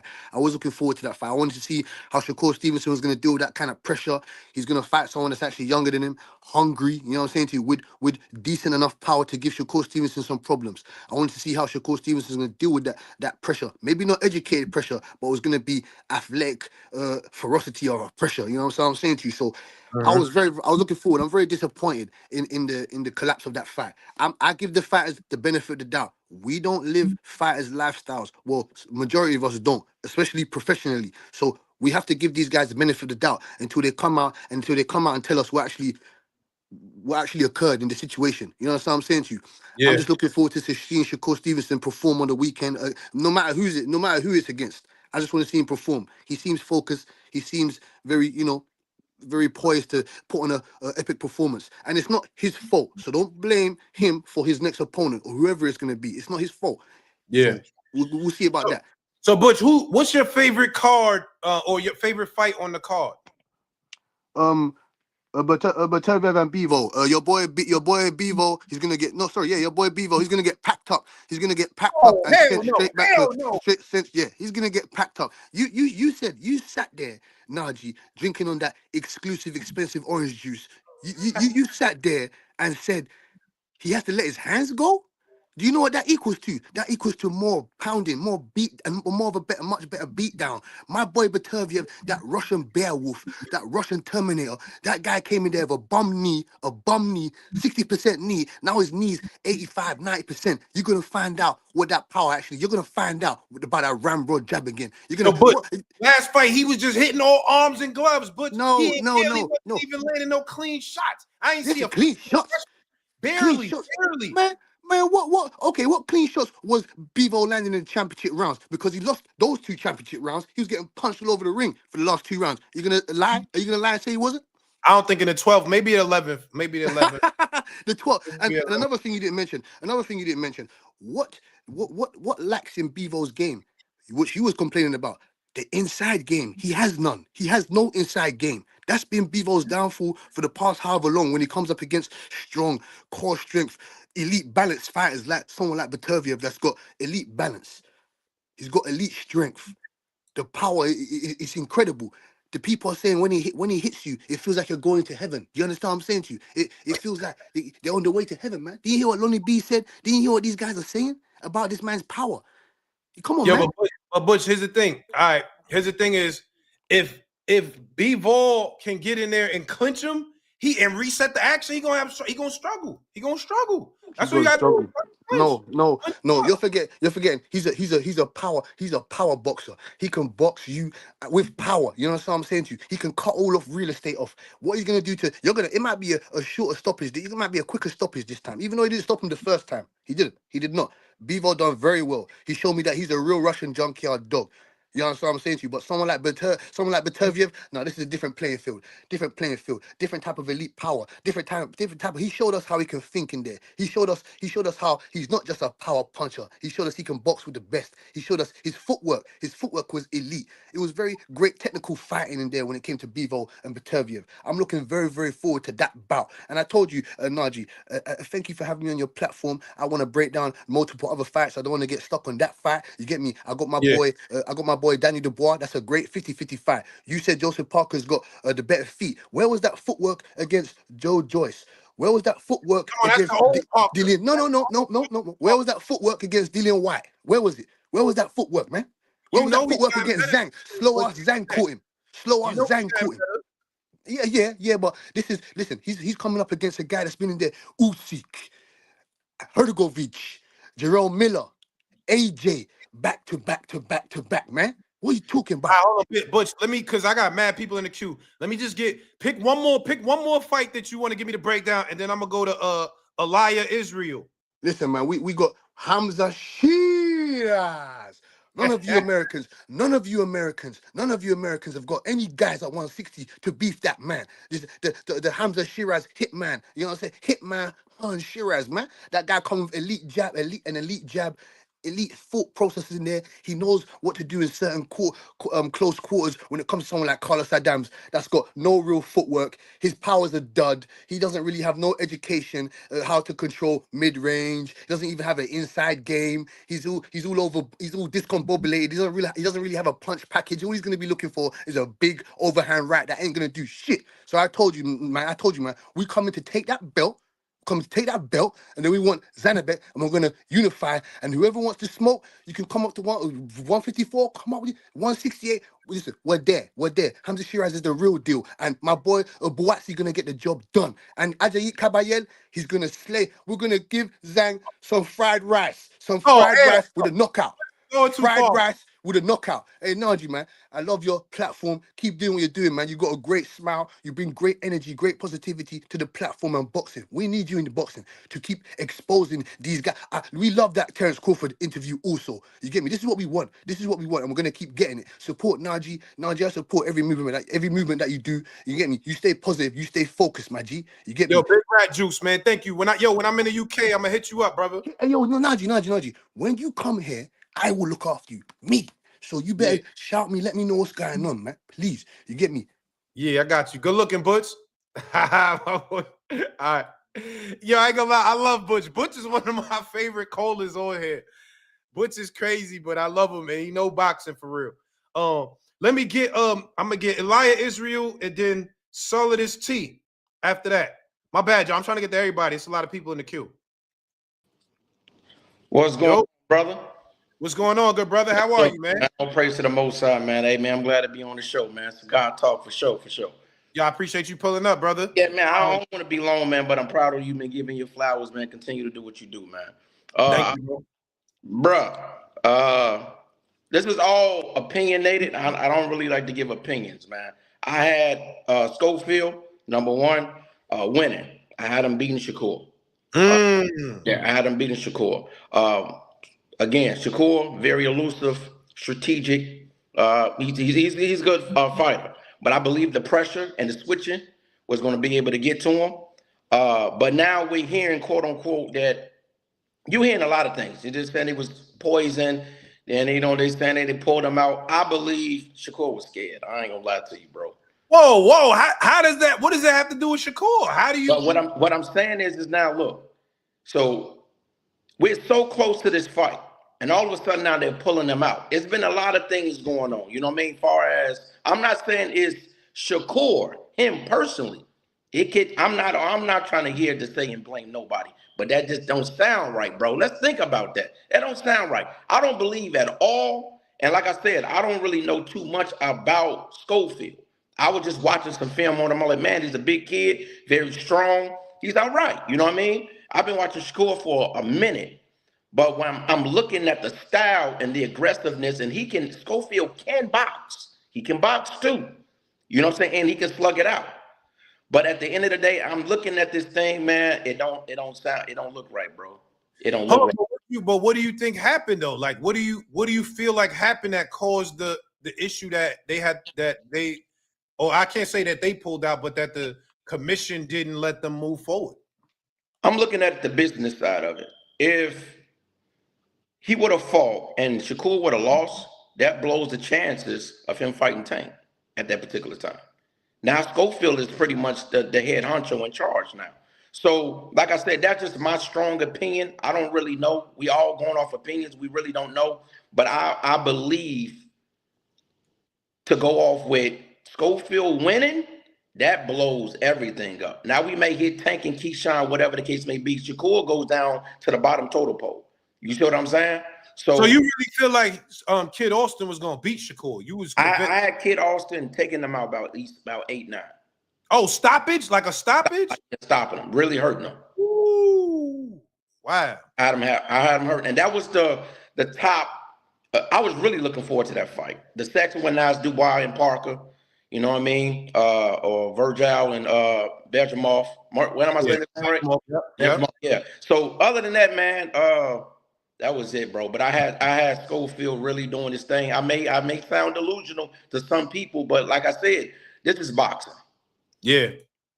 And so we never know what may happen. But I had Schofield going, man. But it's sad that it couldn't take place. Okay. Well, first, before I ask you this other question, did you see the Terence Crawford interview?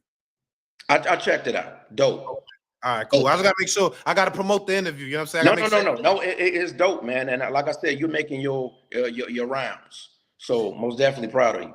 Cool, thank you. What other fight on this card coming this weekend? Are you excited about? Another one that was like that you like? All right, I want to see this. Now that the Austin, Kid Austin Shakur's off. Dubois and Parker. How you see that one? How you see that one? Oh man, look, tough. Dubois a little flat-footed a little bit, and Parker can move around. He's a little more agile than Dubois, but I believe that power I'm going with Dubois though. You going Dubois? Okay. Yeah. You got a lot of power. Dubois definitely got Yeah, that power. he got power, man. And I'm not just going off his last fight with AJ. I think AJ just been off his game a little. You know what I mean? With him losing with Louise and whatever, it's not really there. Mm. He ain't been the same. You know what I mean? So that hype over there is gone. But I believe Dubois is the truth. Okay. Lastly, tell me, are you familiar? Well, what do you think about the Bivol Better BF card rematch? I like it. I like it. I think Devolve is going to be better now, though. I think. I think he's going to be a lot better if he can do what he did with Canelo.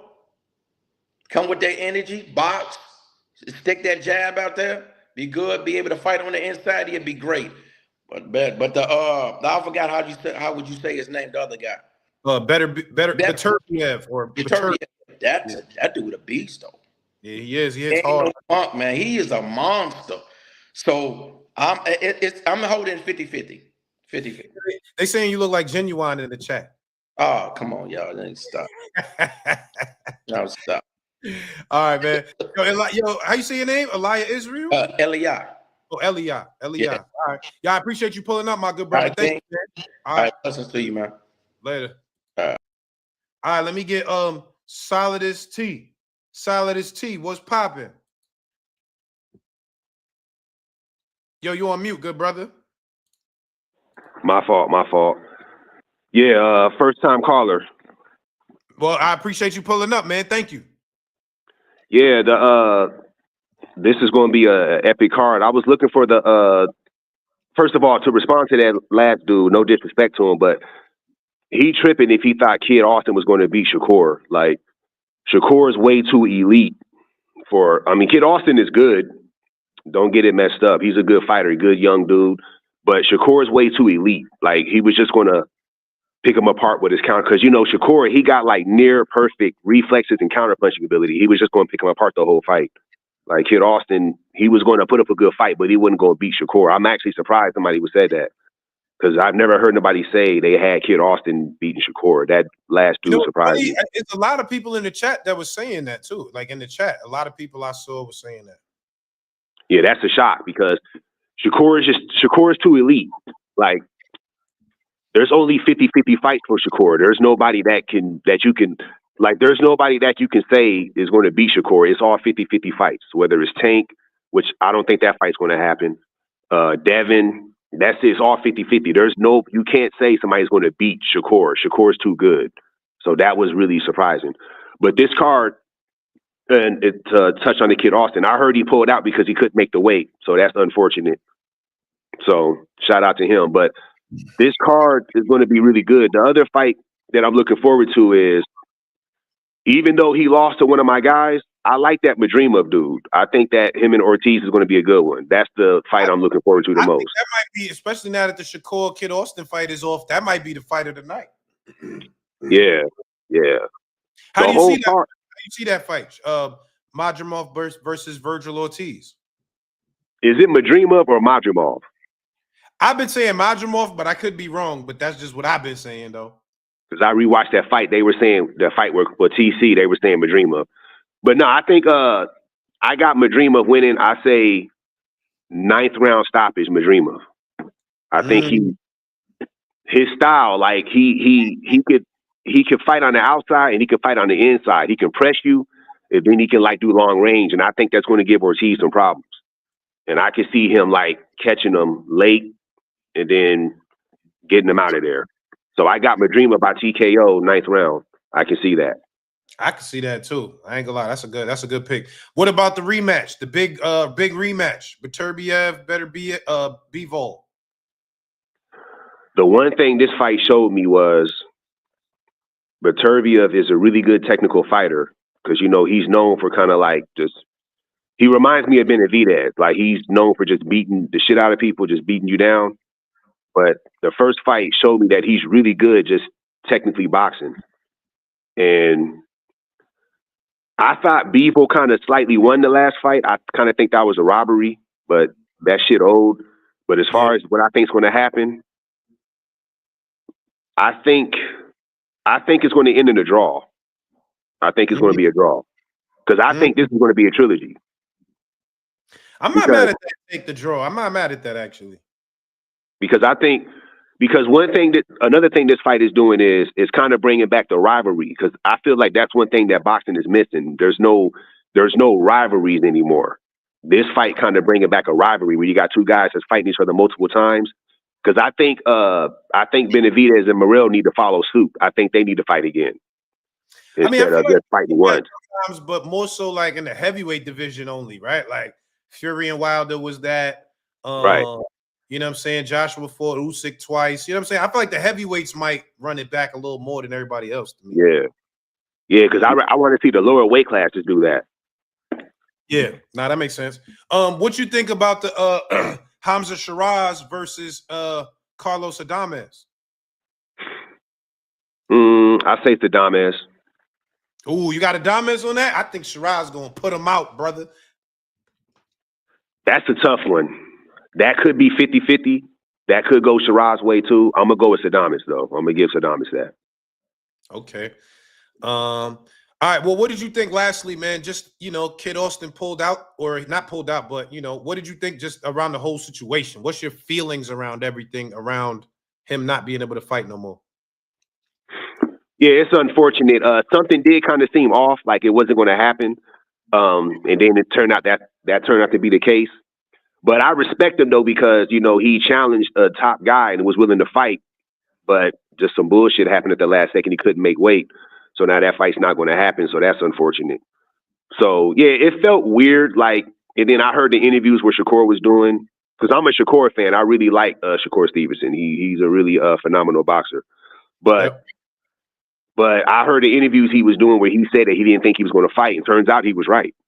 So it's unfortunate, but you got to respect Kid Austin though for having the heart to actually challenge. Because I believe had he made weight, he probably would have fought him.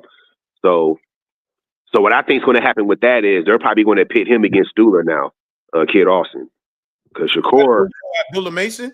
Yeah, Dula Mason. I think they're going to pit Austin against him. Because I don't think the Tank and because the Shakur and Tank fight obviously needs to happen, but I don't think that fight's going to happen. So ain't no reason talking about that. You don't think that's going to happen?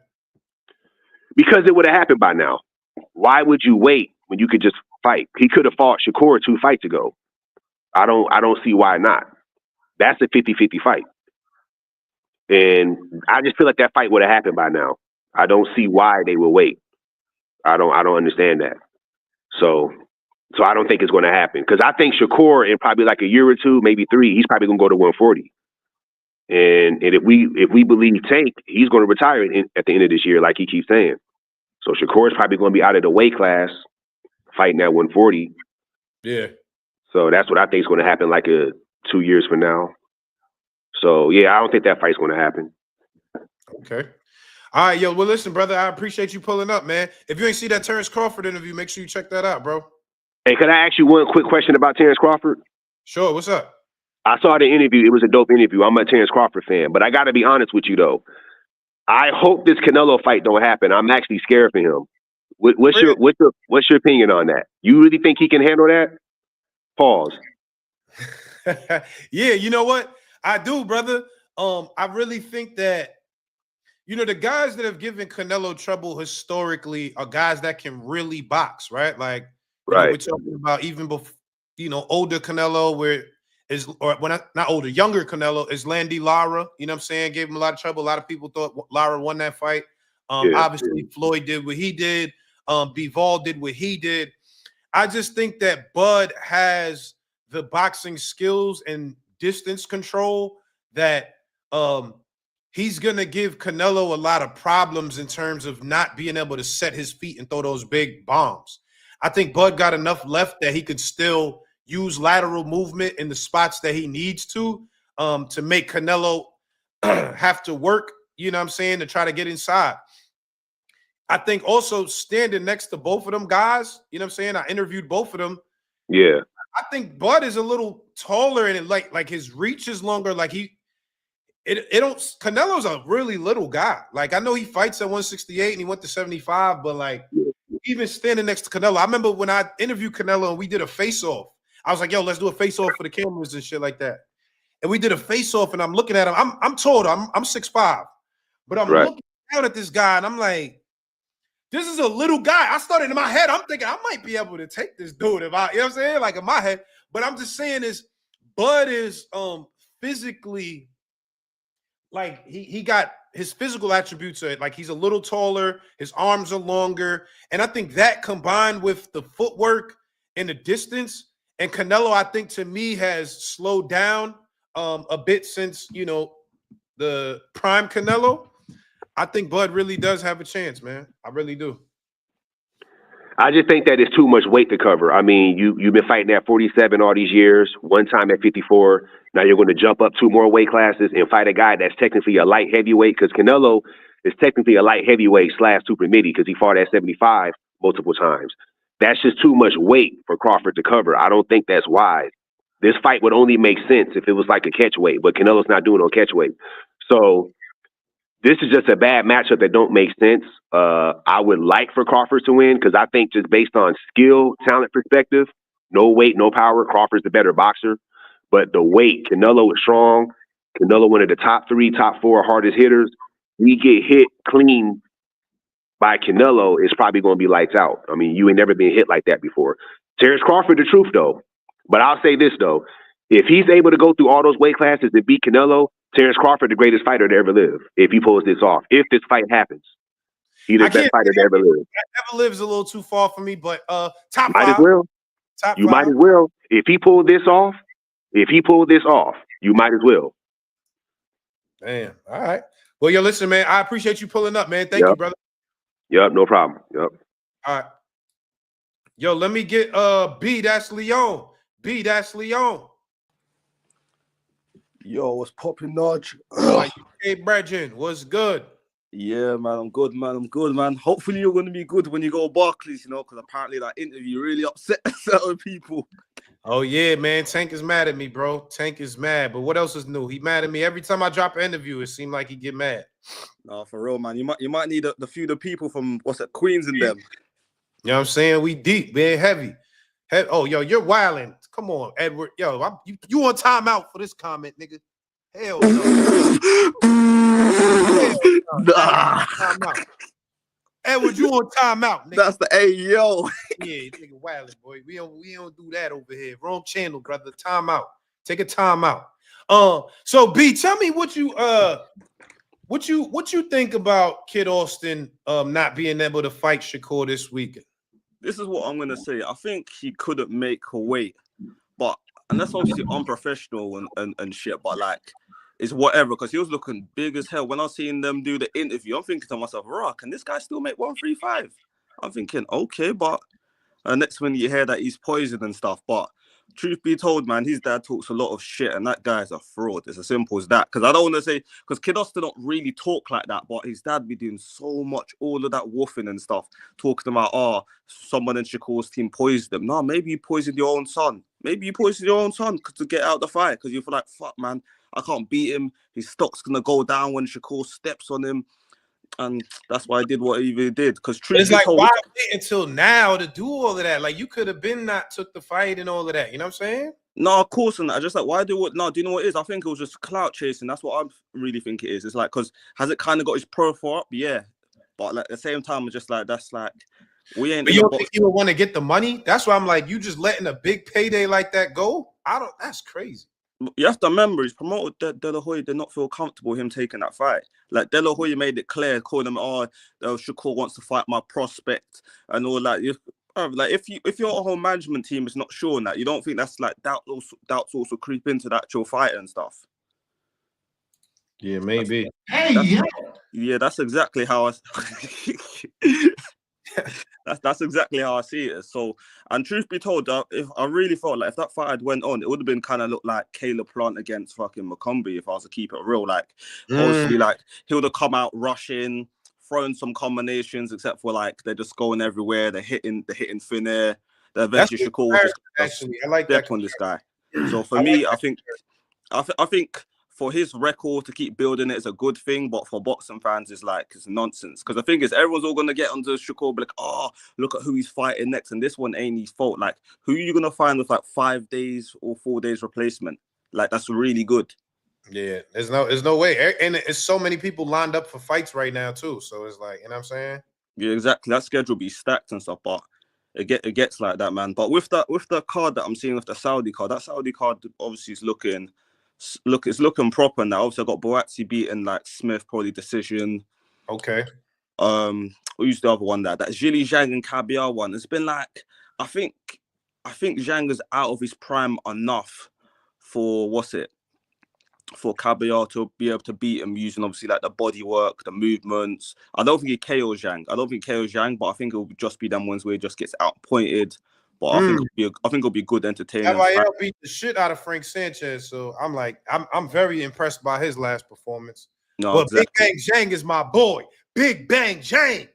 Nah, man. You know what? He's got power, man. But like in that Joseph Parker fight, he showed me everything he's got. And even in the Joy Joyce fight, it's like he's like if in the first 5 rounds you don't get you out of there, like he slows down and then he's a bit like target practice pretty much. Like he can literally just jab, hit him a few times and step back. He doesn't have the footwork or energy to really like turn up, get that second wind. So that's how I see it for that one. The Shiraz Shiraz. I got Shiraz winning. I'm not gonna lie. He might stop him, but I could definitely got Shiraz winning. I just don't think Carlos Adames is skilled enough to beat him. He's his toughest opponent, don't get twisted, but like I don't think he's got the skill set to actually beat a Shiraz. Like maybe a Yannick Beck does, but this guy here, like, nah, he just don't really have it. Because I've seen a few of his fights and it's not too impressive. Like, sure, he's got power, but everyone's all got power. But like, do you have the skill set to actually land an opponent and make something of it? Brother saying nigger in the sauna, get the fuck out of here, you punk. All right, yo, lastly, tell me how you feel about the main event, Bivol versus... The main, innit? Let me quickly hit on the call as well. I don't know why a lot of these people got Joe Parker winning. Like, Joe Parker, when the tough gets going, he always folds. So anyone that's thinking he beats the bar, that's not happening. I'm telling you that now. Like, Joe Parker, he might be up on the cards, but when that pressure really comes, he's getting run over. That's what I'm saying on that one. But with the main card, it's 50-50, but I'm not going to lie, like, I want Bivol to win and that in my heart, but I'm leaning towards that it's going to be Beterbiev, if I can't lie, you know, because I just Why? Because those punches, did you not see? Bivol's blocking and is going through the guard. You see the marks on his face. Imagine if he was taking clean shots. It's different. So unless, like, Beterbiev is slowed down to the point where he doesn't have that same engine that he had a few months ago, or Bivol can do so, because Bivol's got to hurt this guy. If Bivol can't hurt him, he's not winning the fight. It's as simple as that. I'm not saying this to knock him out, knock him down, but if he can't make him respect his power, because Beterbiev didn't respect his power, that's why he started like, you've never seen Bivol move around like that. Man was like a gazelle running from a lion. That's what I look like. And then like he was running out of energy in the championship rounds and stuff. Beterbiev did his thing. Like, personally, I thought Bivol won, isn't it? Personally, but. I've been calling you B Dash Leon, and it's B the Sly one. Is it B the Sly one? How does this guy? You know what? I just allowed it and left it. I just like, you know what? The Americans can call me that, but yeah, whoever's got that one B the Sly one. Yeah, I've been fucking your name up the whole time, man. My bad, brother. Why you ain't say nothing, nigga? I don't even, bro. I didn't care enough to. I'll keep it twisted, man. I just like, you know what? The Americans call me B the Slower. That I was like, fuck it. I ain't really pressed like that. It wasn't like I was saying something crazy there. You know what I'm saying? Okay, but yo, listen, yo, I appreciate you. Be the Sly one. My bad. Come on, man. Well, now they will know it. Yeah, for sure. Thank you for pulling up, brother. Nah, anytime, man. Do your thing in it. All right, let me get E-Dub to the stage. E-Dub, what's popping? Yo, I'm gonna get to everybody. I'm gonna take a couple. I'm gonna take 3 more after E-Dub, and then I'm gonna go, man. I'm gonna take. So don't leave. I'm gonna take Nap, Coyote, and then I'm gonna take and then OG Val, and then that's it. I gotta go after that. So. Let me get E-Dub to the stage. E-Dub, what's popping? What's good with you, brother? What's up, good brother? How are you, man? I'm good. How you been, man? Man, I can't call it, man. Life is good. You know, just grinding, working, man. How about you? I've been good, bro, man. Hey, talk to me, man. Kid Austin is no longer fighting Shakur Stevenson. The report is that the commission said that they would not let him move forward with the fight. What are your thoughts? My thoughts are Maybe he caught the flu of. I don't believe him at all, brother. Yeah, you don't believe it? Some people saying he got the flu. Some people saying he got food poisoning. Some people saying he couldn't make weight. Like, what you think happened though? No, I think he was. You see the hat right here, bro? I think he was being this, Uh-oh. bro. I gotta Uh-oh. admit it. He was being a duck, bro. You got the duck hat on. I had to have wear it for this occasion, bro. But I swear he was scared of Stevenson's defense. Cause I swear to God, you can't win a fight nowadays without the defense, bro. I don't care who you are, I don't care what kind of power you got. It don't work like that, bro. So I had Stevenson winning unanimous decision, regardless of what everybody else was thinking. Damn. Okay. Tell me about the fights that you like and look forward to this weekend. I like the main event.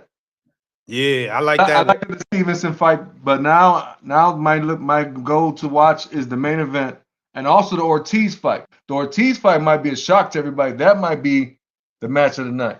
I think so too. Let's break it down. Tell me about the main event. Obviously, it's the rematch, Beterbiev versus Bivol. How do you see it? I see Bevo learning from what he messed up in the first match.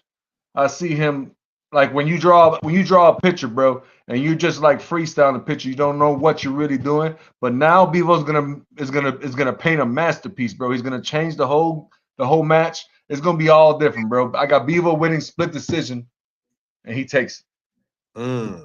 Okay. I ain't mad at that. What about the Virgil Ortiz Madrimov fight?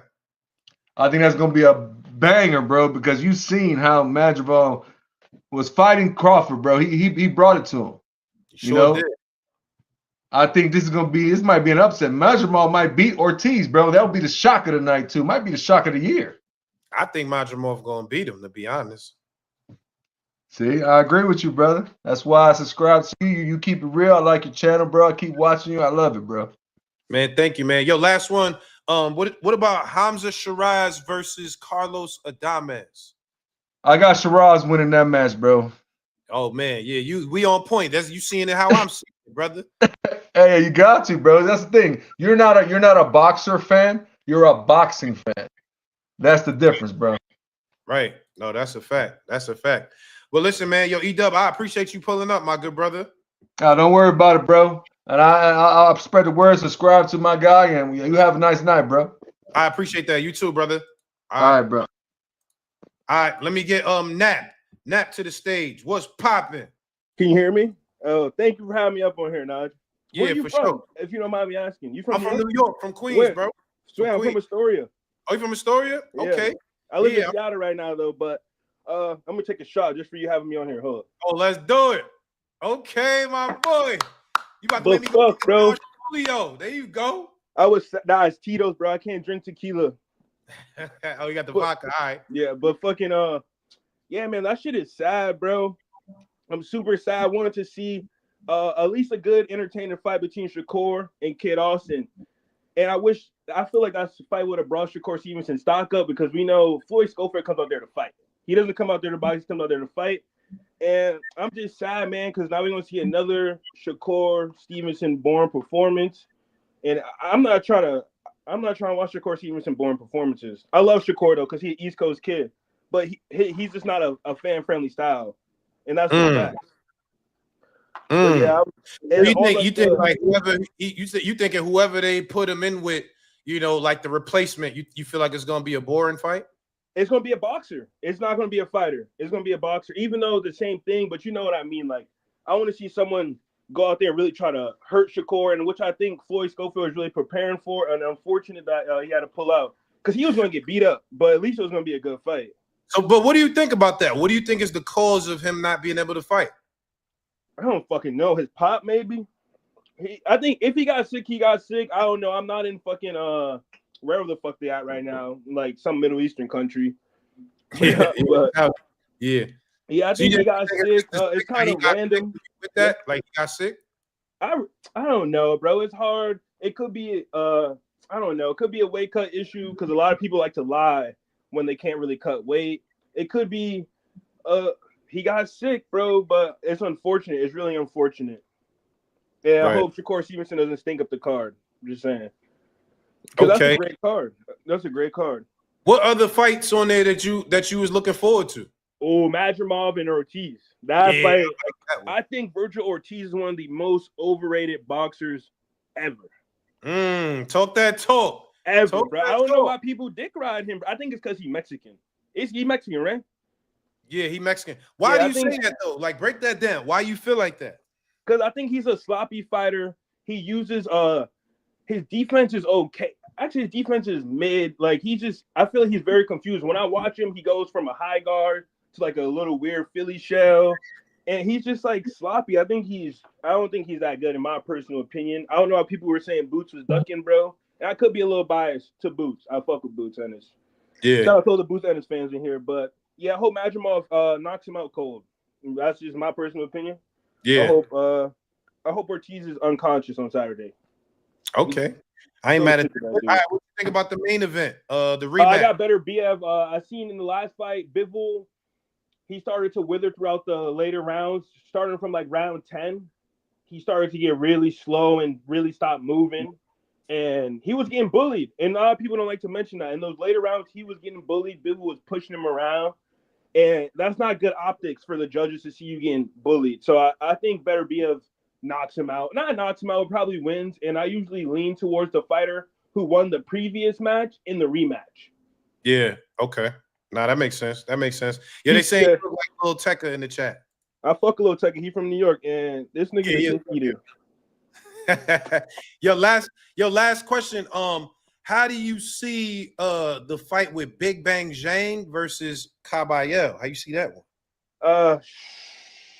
Man, I don't know. Honestly, I hope Caballero wins. Just cause Bing Bang Zhang or whatever the fuck you call his name. Oh yeah, you ain't fucking with Big Bang Zhang? Nah, bro, he knocked out Deontay Wilder, bro. I ain't fucking with that. Even though Wilder's washed up, he need to pack it up. Yeah, okay. Real talk, but nah. I hope Big Bang Jane leaves on a stretcher Saturday night. Damn. Okay. Like, yo, real Nap, I appreciate you pulling up, my no brother. problem. Appreciate you having me on here, bro. Shout out. All right, salute. All right, let me get Coyote and then Val, and then we packing up. Let me get Coyote and then Val. OG Val, we gotta get OG Val up here. All right, me and Coyote. Hey, what's good, gang? What's up, my brother? How you doing? And it's Coyote. Oh, my bad. Coyote, my bad. Yeah. Coyote. All right. Everybody fuck it up. It's cool. Yo, what's Turner Boxing Academy? I feel like I heard of that too. That's the gym I train at. Where is that? Kansas City. KCK. Okay. So listen, man, let me know. What do you think about Kid Austin not fighting Shakur anymore? I mean, I'm a Shakur fan, so it make me sad because like I really wanted to see that fight because I think Austin's strong. He's young. He's hungry. He was going to be aggressive and he was going to make Shakur like actually engage.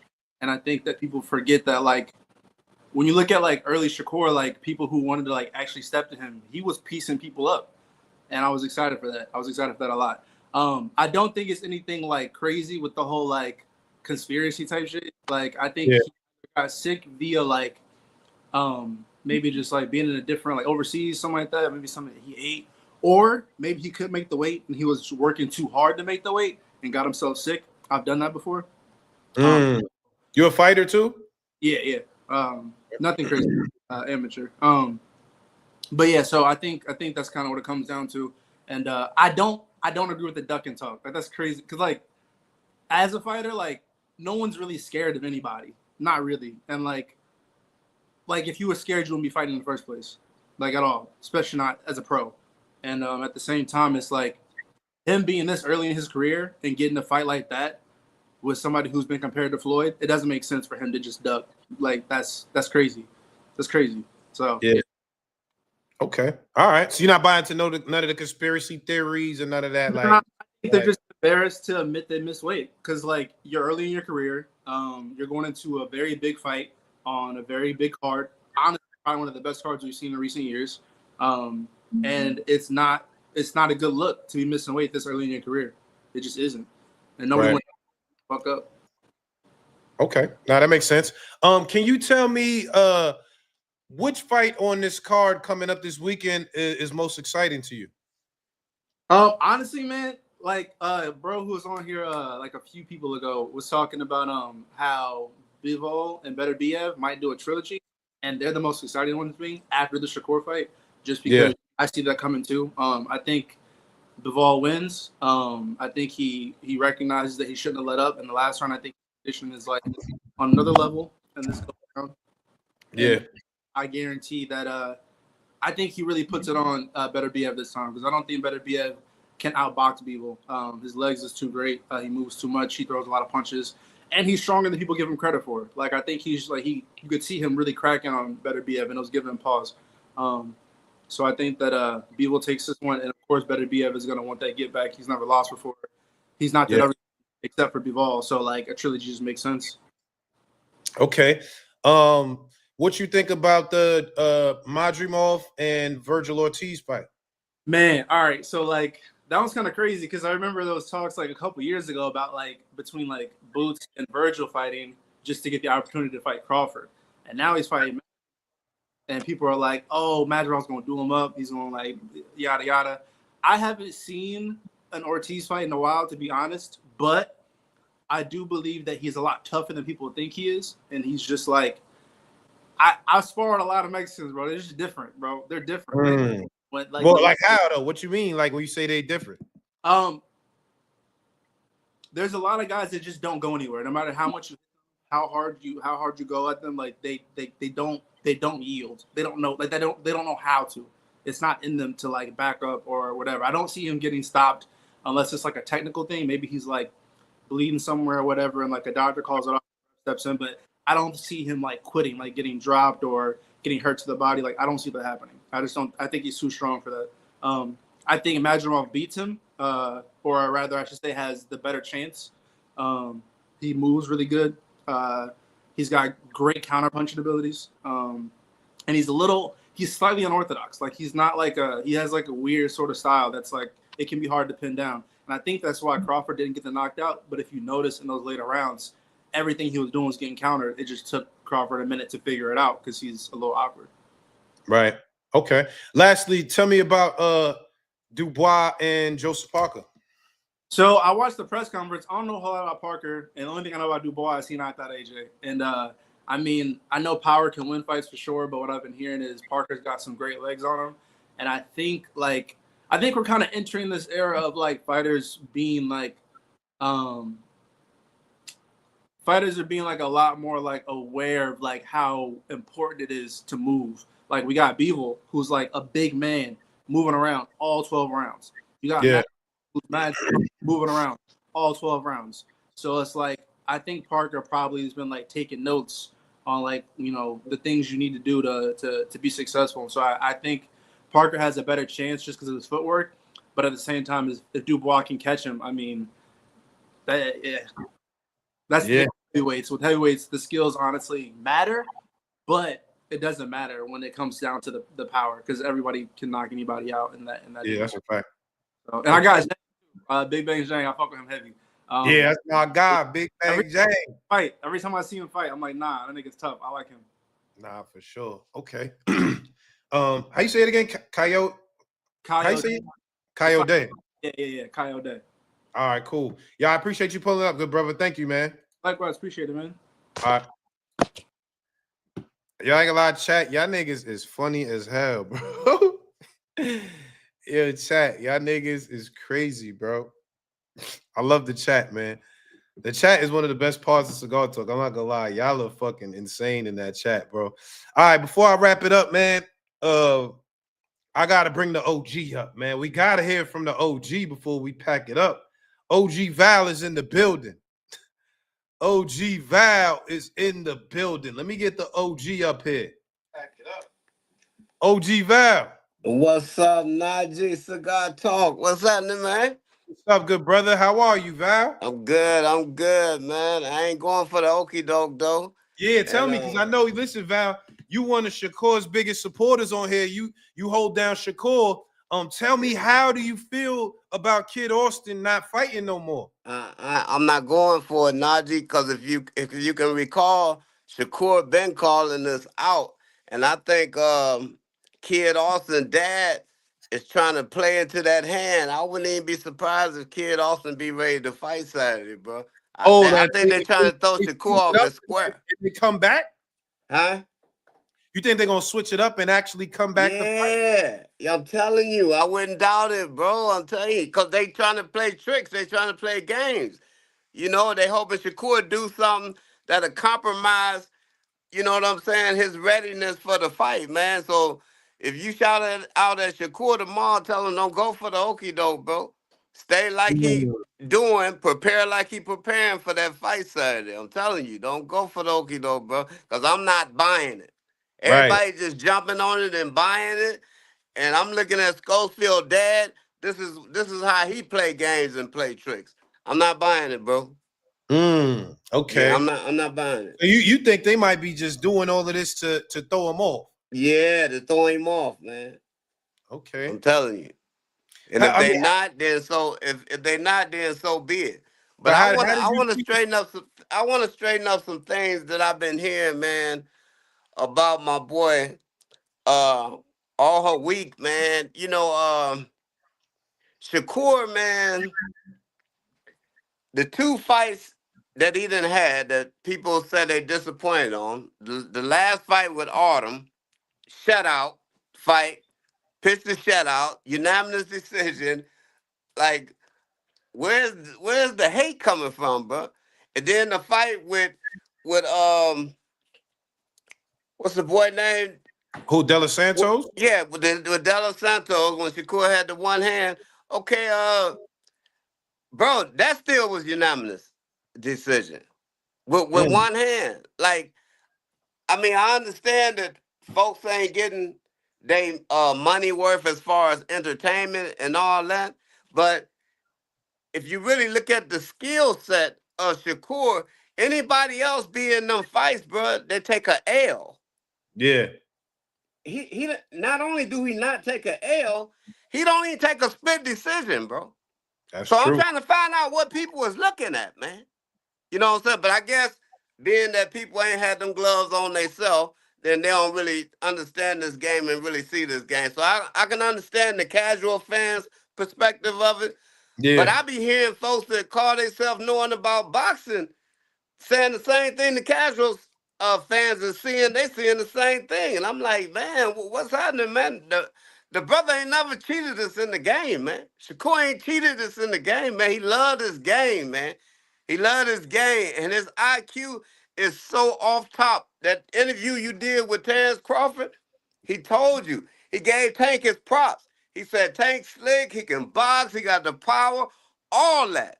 But when it comes to that mindset, that's when he put Shakur above, man. Cause he been in there with him, man, and he watched him grow. Man, that dude is a real smart fighter, bro. He a real smart fighter, man. so how did you see the fight going, Val? Like, they saying it's off now, but how did you see it? Can you break it down how you saw that fight going? Yeah, I think Kid Austin coming out uh with his little tricks, his little wild little hooks and stuff, his little switch ups and stuff, and Yeah, still not being able to hit the target. And I see his dad just, you know how you just sick a dog on somebody and say, get him. I see yeah. his dad just going for broke like that, bro. And I see him getting caught with something, and I see him getting stopped, bro. You think Shakur was gonna stop him? I think he's gonna stop it. Okay. What you think about his hands, Val? It was a lot made about Shakur's hands lately. People were saying stuff about the hands. What you think about the hands? I think the hands, you know what I'm saying? They did the surgery and stuff on the hands. The hands is straight right now. I don't buy the trick with the hands. Oh yeah, yeah. You saw that? Me game was well, I don't buy that. You know, that was to throw Schofield and them off, you know what I'm saying? But he playing the game like they playing the game. But nah, he ain't squeezing no 30, bro. I ain't on that right there. I ain't going for that.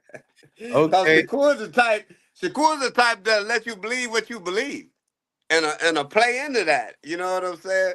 Right. Cause bro, the Joker tough, man. I ain't just saying this here. Like, I just know this game. That dude is sharp in that jungle. That's why. Look, this is a question people won't ask, Naji. Why niggas ain't trying to get in that ring with him? I'm talking about the top dogs. and go ahead and shut him down so that we can get Shakur out of our mouth concerning this boxing game. Huh? But they'll get everybody else in the ring with him. You know, Tank will say stuff like, what have he done? Nigga, what did Frank Martin do? What did Rolly niggas do? You talking about a silver medalist, nigga. He done something that you ain't did. That's what he done. He's a silver medalist, nigga. To be a silver medalist, only thing you could be going for is the gold. He right there at the gold. You know what I'm saying? Fighting everybody all over the world. So I understand the fighters, though. They ain't trying to rush and get in that ring with him, bro. If you don't want to L on your record and you trying to hold on to that zero, then Shakur ain't the one to just be running up in the ring with. That's just a whole fact. So I understand it. If they trying to keep their zero and do business, you know, to get their money up or whatever, then I understand it. Stay away from that dude. You're doing the right thing. You're doing the right thing. Yo, OG Val, they asking in the chat, they say they want to know if you smoke weed because you got the raw hat on. They say, does OG smoke weed? Nah, tell him my little A-Rab buddy at the store gave me this for Christmas with a sweat. Oh, he gave you the whole sweatsuit? He gave you the whole sweatsuit? Yeah, he gave me the whole sweatsuit with my A-Rab buddy. Tell him, I don't smoke weed. I don't drink either, man. Oh, Val's still sharp. Val, you still sharp, Tell Val? him this me right there. That was me right there. Hold on, leave it right there, Val, so they can see that. Y'all see that? OG Val, this was, how long ago was that, Val? How old was that? You Was right in there? 1981 in Los Angeles, California. Oh. Yeah. 81, come on. OG was boxing pro in 81. Pro debut knockout, 1 minute and 37 seconds. Yeah. Oh, yeah. Okay. Talk that talk, OG. Let them know, OG. Yeah. The spar with the best of them. And when I came to New York, in 83, was getting it in with Hector Camacho and Terrence Ali at the Gleason's Gym when it was on 30th and 8th Avenue. Oh, with you the real dudes. You sparred Macho Camacho? Yes, sir. Damn. And it's on record. Everything I said can be proven. Because it's still some old trainers out there. Okay, Val, the OG. All right, Val, how you see the main event going, Val? Better BF and Bevo. Man, I'm gonna have to go with Bevo, bro. Ooh, okay. I thought he won the first time. I want to see what's gonna happen. That's what I'm saying. I think he really gonna let you see that he won the first time. You know what I'm saying? I think he's gonna take advantage of this opportunity. But that matrimony,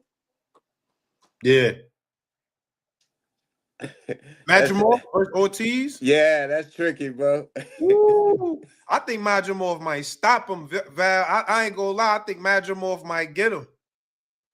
Yeah, because Ortiz is gonna come to fight, huh? He might be a little vulnerable, huh? That's what I'm Opening up saying. like that. Counters, because Madrimov got them counters and Ortiz. That's what I'm saying. Yeah, I think so. Yeah. He like the lunge in. He gonna get But caught. what about that little lightweight bout you was talking about with the lightweight? No, not the lightweight. I think it's which one? Nah. We got on that one. We got the heavyweights. Daniel Dubois versus Joseph Parker. That's another good one right there. Nah, I'm talking about the. Is he an Arab dude? What's that dude name, man? Hamza Shiraz? Yeah, Hamza Shiraz. I got Hamza Shiraz.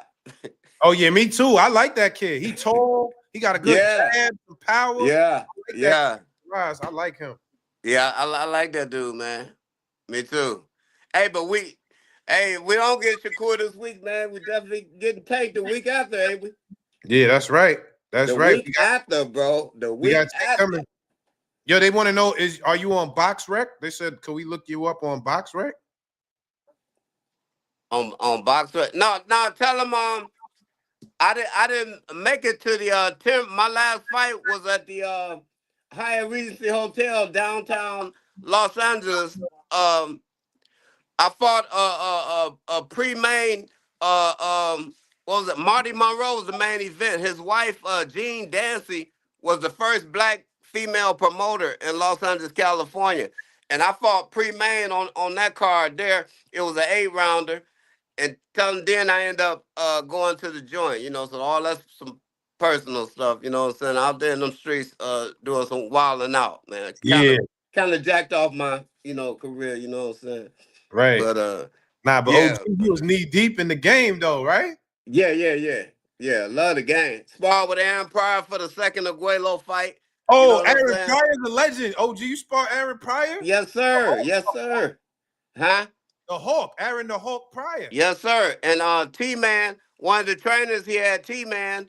T-Man used to be in Hoover Street Gym with me. He's from Cincinnati. He one of the old school trainers. He trained a bunch of amateurs right now in Cincinnati, right now to this day. His name is T-Man. You know what I'm saying? But all them old cats in the boxing game, like I know all them old cats, man. I ran Barkley. You know what I'm saying? I used to give him a ride home from Gleason's gym on 30th and 8th Avenue up to the Bronx. You know what I'm saying? Them my dudes, man. Tim Witherspoon. I know all them cats, man. You know? Right. Okay. Lastly, Val, what you think about Joseph Parker versus Daniel Dubois? What you think about that one, OG? Man. I'm gonna go with Dubois. Me too. That's a good one. That's a I'm good going one. Dubois.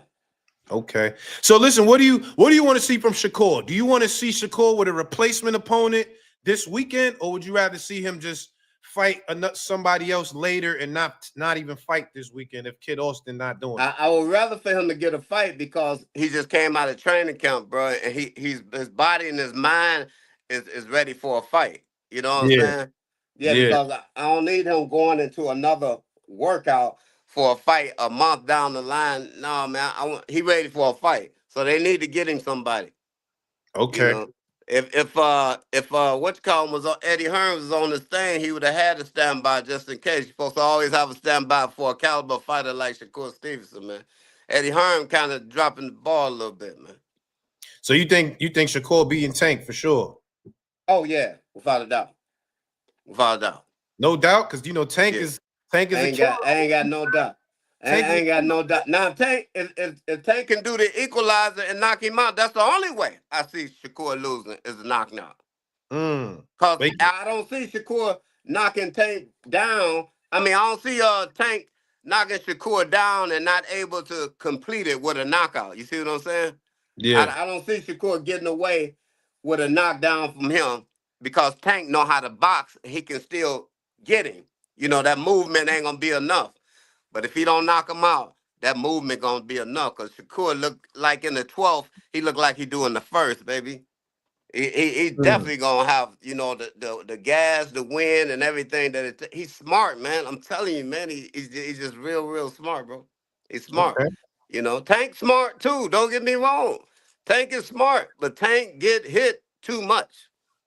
He get Mm. hit a lot. And I be hearing people talking about, oh man, Tank do that because he be setting you up and all that. Bruh, if Tank could set you up and all that and not get hit, trust me, he would set you up and not get hit. Don't nobody just want to get hit, dummy. These fans be dumb, man. Like, oh, he just be taking them punches. They ain't felt no punches with no 8-ounce glove. Bruh, that ain't no joke.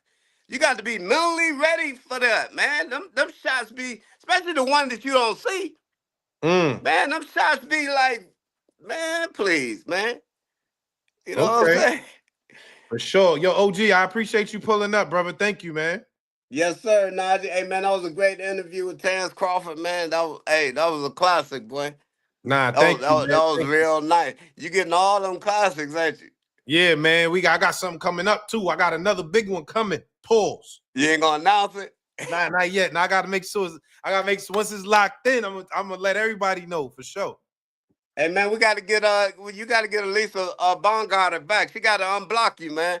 Yeah, I know. I know she listening to your channels though. But Alicia, you got to unblock Cigar Talk. You can't charge them for what another man did. Them Cincinnati niggas is kind of funny. You understand? Yeah, Adrian Broner, them niggas is kind of wild. I know them natties niggas, and I'm cool with yeah, a bunch of Cincinnati dudes. But them niggas, they kind of wild. So don't charge that to the Cigar Talk.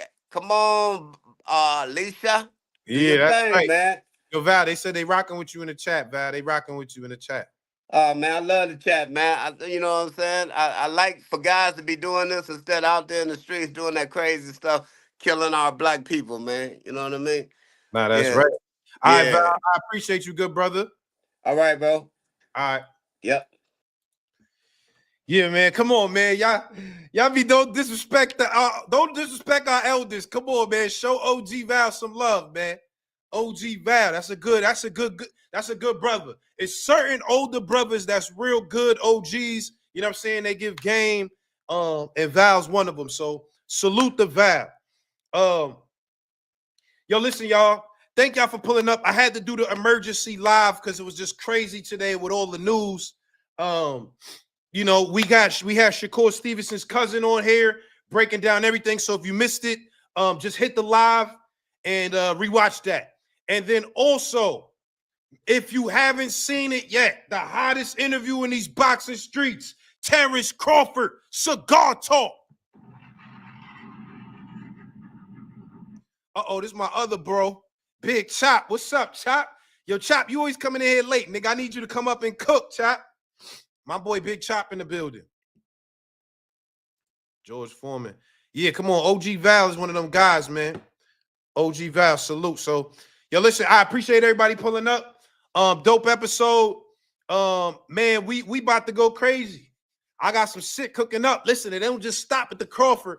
I got some shit cooking up. I got some heat. Let's just say this. I'm going to say this. This next episode I'm about to film next week. I've been in touch. If this goes down, Cigar Talk is the hot. Well, we already the hottest, but Cigar Talk is on fire. This next guest I'm about to get is shaking up the boxing world, taking it by storm. He's changing the boxing landscape. Y'all know who I'm talking about. Y'all know who I'm talking about. This next guest, shaking up the game, y'all. Shaking up the boxing game, y'all. You know what I'm saying? I'm just letting you know. This guy is shaking up the boxing game. And if we get him on, Cigar Talk is the hottest. Come on, man. Come on, man. If this goes down, happy Thanksgiving. Happy Thanksgiving if this one goes down.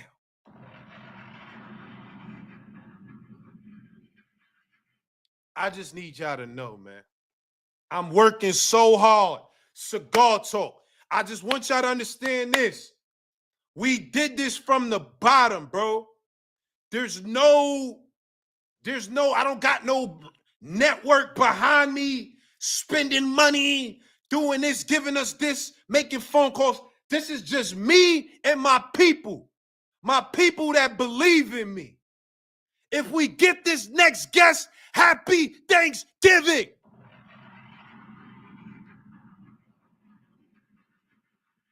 Nobody else is doing it like this. Nobody. Ain't nobody else in the game doing it like this. You know what I'm saying? So, man, salute to y'all. Yo, Lulu, chill, bro. Chill, bro. Yo, but listen, salute to y'all. Thank you very much for everybody pulling up. This was a really dope episode. And man, we gonna be back ASAP. Hit that notification bell too, because y'all never know when I'm gonna go live. Hit that notification bell. Yo, Big Chop, you gotta come earlier, Chop. I need you to come cook. I need you to come cook. All right, I can't even lie. I'm just gonna tell y'all, man, because I'm too hype. I've been talking to some people that's talking to some people, and Big Turk might be pulling up. Big Turk might be on the check-in. Big Turk. I'm just letting you know. I'm just letting y'all know. If we get that, come on, man. Come on, man. I'm just letting y'all know what we doing out here. It's a lot of conversations being had out here, man. You feel me? So, yo, listen, dope episode of Cigar Talk. I'm doing this for y'all. Hold up, before I leave, let me know this. Before I leave, who do y'all want to see pull up to the live? Give me some names in the chat. Let me see some names in the chat. Who y'all want to see pull up to the live? I just want to see some names in the chat first before I get out of here. Who y'all want to see? Who y'all want to see pull up to the chat? Because I do this for us. This is a community in here. This is a community in here. Cigar Talk. We family. I do this for y'all. This family, yo. Nigga said Diddy. Come on, bro. I'm about to time you out for that. Nigga said Diddy. Eddie Hearn, Abdullah. Tank Davis, Eddie Hearn, Tank Abdullah, Clarissa Shields, Ali, Mason and Bam. Nigga said Luigi. Chop, you know GTD not fucking with me right now. You know that. GTD tight. Ray Ford, okay. Okay. Floyd Mayweather. Yeah, Tank not fucking with me. Kid Austin. All right, bet. I'm just trying to see what's going on. I'm trying to get some, you know what I'm saying? Caleb Plant. Y'all fuck with Caleb Plant? Okay.